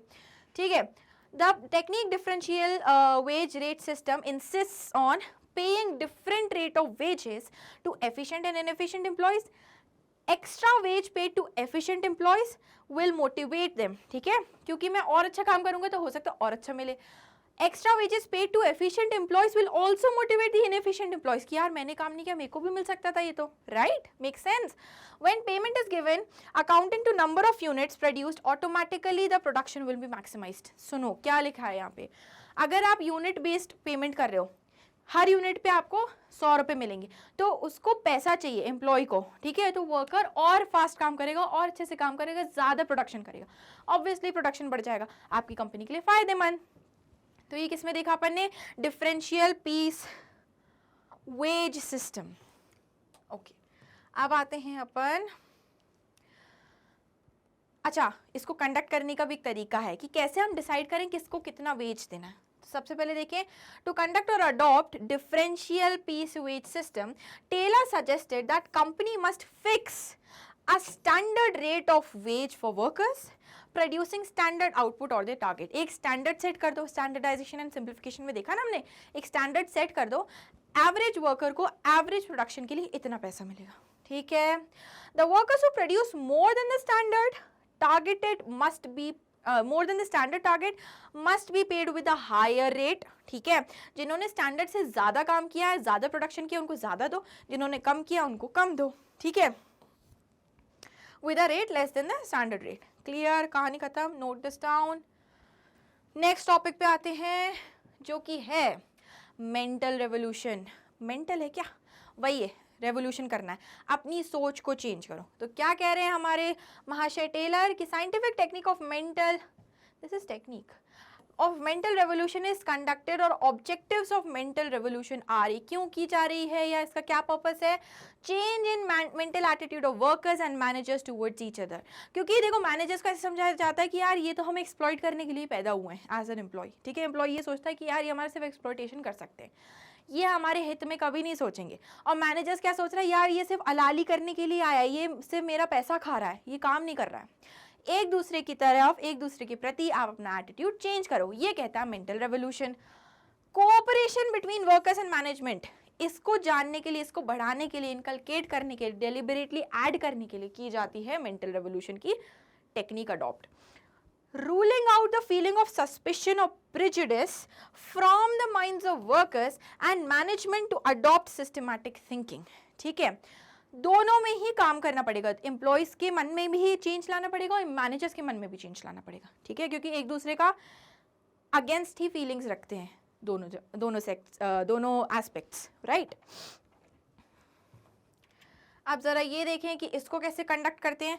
There is no need to change the attitude of both the groups drastically. इसको कंडक्ट करने के लिए कोई स्पेसिफिक सिस्टमैटिक प्रोसीजर नहीं है. आपको दोनों की सोच को ड्रास्टिकली चेंज नहीं करना है. राधा आपको क्या करना है, change as a revolution of mind to develop positive thinking and feeling of cooperation for each other. दोनों के मन में ये नहीं लाना है कि आप बिल्कुल ही अपना ब्रेन वॉश करके नया एकदम स्लेट बनाओ, ठीक है, उस पर लिखो. ये करो कि आप एक दूसरे की तरफ थोड़ा पॉजिटिव थिंकिंग लाओ, थोड़ा पॉजिटिव पर्सपेक्टिव रखो. That is what mental revolution is about. Okay, what do we have next, let's see. अब हमारी खत्म हो गई सारी साइंटिफिक मैनेजमेंट की टेक्निक्स और प्रिंसिपल्स. इनके एडवांटेजेस क्या हैं? तो सबसे पहले इम्प्रूव्स एफिशिएंसी ऑफ बिजनेस. सारी जो भी अभी हमने प्रिंसिपल्स पढ़ी उनका मेन टारगेट क्या था? एफिशिएंसी ऑफ बिजनेस को इम्प्रूव करना, एफिशिएंसी ऑफ वर्कर को इम्प्रूव करना, जिससे कि automatically in return efficiency of business improve होगी. Reducing cost of production, efficiency बढ़ रही है मतलब बेनिफिट बढ़ रहा है और कॉस्ट रिड्यूस हो रही है. इम्प्रूविंग स्किल्स बाय ट्रेनिंग, हर एक एम्प्लॉय को जानना, उसको स्किल करना और उसकी स्किल को बढ़ाना, ट्रेन करना. म्यूचुअल अंडरस्टैंडिंग एंड कोऑपरेशन, हर एक टेक्निक किस पे एम्ड थी? Mutual understanding, cooperation, coordination build करने के लिए, ठीक है. And it protects, all these principles protect the interests of the workers. सही उन्हें वेज देना, सही फेयर ट्रीटमेंट मिलना, राइट, सब कुछ उसी पे एम था. नेक्स्ट वी हैव, काफ़ी सारे टॉपिक्स हो गए हैं. We are bombarding information but hang in there, खत्म होने वाला चैप्टर. कुछ मॉडर्न साइंटिफिक टेक्निक्स भी हैं जो आज के दिन में यूज़ हो रही हैं. ये एग्जाम पर्सपेक्टिव से इंपॉर्टेंट नहीं है but you should know these, ठीक है. इनके नाम याद रखो. ऑपरेशंस रिसर्च, लीन मैन्युफैक्चरिंग, काइजेन, ये जापानीज टेक्निक है, 6 sigma and just in time manufacturing. ये जो आपकी 5 टेक्निक्स हैं इनके नाम याद रखो. ये these will never be asked in your exam. Okay, next आते हैं हम लास्ट टॉपिक पे. Finally comparison between the two philosophers, ठीक है. जो हमें मैनेजर्स थे अभी जिन्होंने थ्योरीज डेवलप की हैं मैनेजमेंट की, Fayol, Henri Fayol and F W. Taylor, इनकी थ्योरीज में डिफरेंस देखें, इनकी सोच में डिफरेंस देखते हैं अब अपन. सबसे पहले आता है कि दोनों कंसर्न किस चीज़ के लिए थे, चिंतित किस चीज़ के लिए थे. तो टेलर जो थे वो वर्कर की एफिशिएंसी के लिए चिंतित थे और फ्योल जो थे वो मैनेजमेंट की एफिशिएंसी के लिए चिंतित थे. ये मैनेजमेंट की तरफ इंक्लाइन थे, ये वर्कर की तरफ इंक्लाइन थे, ठीक है. अब यहाँ देखो लेवल या पर्सपेक्टिव. तो टेलर ने अपनी स्टडीज किस लेवल पे अपनाई? Lowest level. सारे इनके प्रिंसिपल्स किस पे टेस्ट किए जा रहे थे? लोएस्ट लेवल पे. इनके प्रिंसिपल या टेक्निक्स किस पे टेस्ट किए जा रही थी? हाईएस्ट लेवल पे, ठीक है. Next, emphasis. Taylor laid great emphasis on standardization of work. इनका मेन क्या था एम्फेसिस? कि स्टैंडर्डाइज करो काम को, ओके, एक स्टैंडर्ड सेट करो फिर काम करो. इनका एम्फेसिस था फंक्शंस ऑफ मैनेजर्स. मैनेजर किस तरह से अपने फंक्शंस को परफॉर्म बेटर करे, वो था इनका एम्फेसिस, उस पे था इनका एम्फेसिस. ओके, नेक्स्ट आते हैं अपन फोकस. टेलर का फोकस किस पे था? Eliminating wasteful movements and saving energy of workers, ठीक है. It forces on increase in productivity. जो हमारे टेलर थे उन्होंने कहा कि वर्कर पे ज़्यादा ध्यान दोगे तब आपकी प्रोडक्टिविटी बढ़ेगी. टेलर ने क्या कहा? मैनेजमेंट को बेटर करो तो आपकी प्रोडक्टिविटी बढ़ेगी. लीडर्स अच्छे बनाओगे तब वो अच्छे से लीड कर पाएंगे, तब वो काम निकलवाने के लिए भी काम आना चाहिए, राइट. वही यहाँ इन्होंने अप्लाई किया था. नेक्स्ट, मेजर कंट्रीब्यूशन क्या था टेलर का? तो टेलर ने अपन को क्या दिए? Scientific techniques and principles. इन्होंने क्या दिए? 14 प्रिंसिपल्स ऑफ मैनेजमेंट. यहाँ पे इनका किस्सा खत्म. नेक्स्ट आता है अपना और पॉइंट्स हैं अभी कुछ. पर्सनालिटी. टेलर की पर्सनालिटी कैसी थी? He was a scientific personality, ठीक है, and father of scientific management कहते हैं और इन्हें कहते हैं फादर ऑफ जनरल मैनेजमेंट. ये साइंटिफिक दिमाग वाले थे, वो जनरल क्रिएटिविटी दिमाग वाले थे. यहाँ पे देखो यूनिटी ऑफ कमांड, ये नहीं फॉलो करते थे. यूनिटी ऑफ कमांड क्या है? एक बॉस, एक एम्प्लॉय, एक डायरेक्शन, ठीक है. टेलर फॉलो नहीं करते थे, सिर्फ फ्योल करते थे फॉलो, ठीक है. टेलर ने क्या कहा? 8 बॉसेस होने चाहिए. अपन ने पढ़ा था ना फंक्शनल फोरमैन, 8 बॉसेस थे, 2 डिपार्टमेंट्स किए थे क्रिएट. तो इन्होंने कहा कि एक यूनिटी ऑफ कमांड नहीं होगा, इन्होंने कहा एक यूनिटी ऑफ कमांड होगा. नेक्स्ट, लास्ट 2 पॉइंट्स है expression. Taylor's techniques are expressed as scientific management. इनकी टेक्निक्स को साइंटिफिक मैनेजमेंट कहते हैं. इनको क्या कहते हैं? General theory of management. ये पप्पा है मैनेजमेंट के, ठीक है. इन्होंने साइंस क्रिएट की है, उन्होंने पूरा मैनेजमेंट की थियोरी क्रिएट की है. अब एप्लीकेबिलिटी, ये कहाँ एप्लीकेबल है? स्पेशलाइज सिचुएशन पे इनकी थ्योरी एप्लीकेबल है, वो यूनिवर्सली एप्लीकेबल है. हर ऑर्गेनाइजेशन में हर लेवल पे ये प्रिंसिपल्स लग जाएंगे.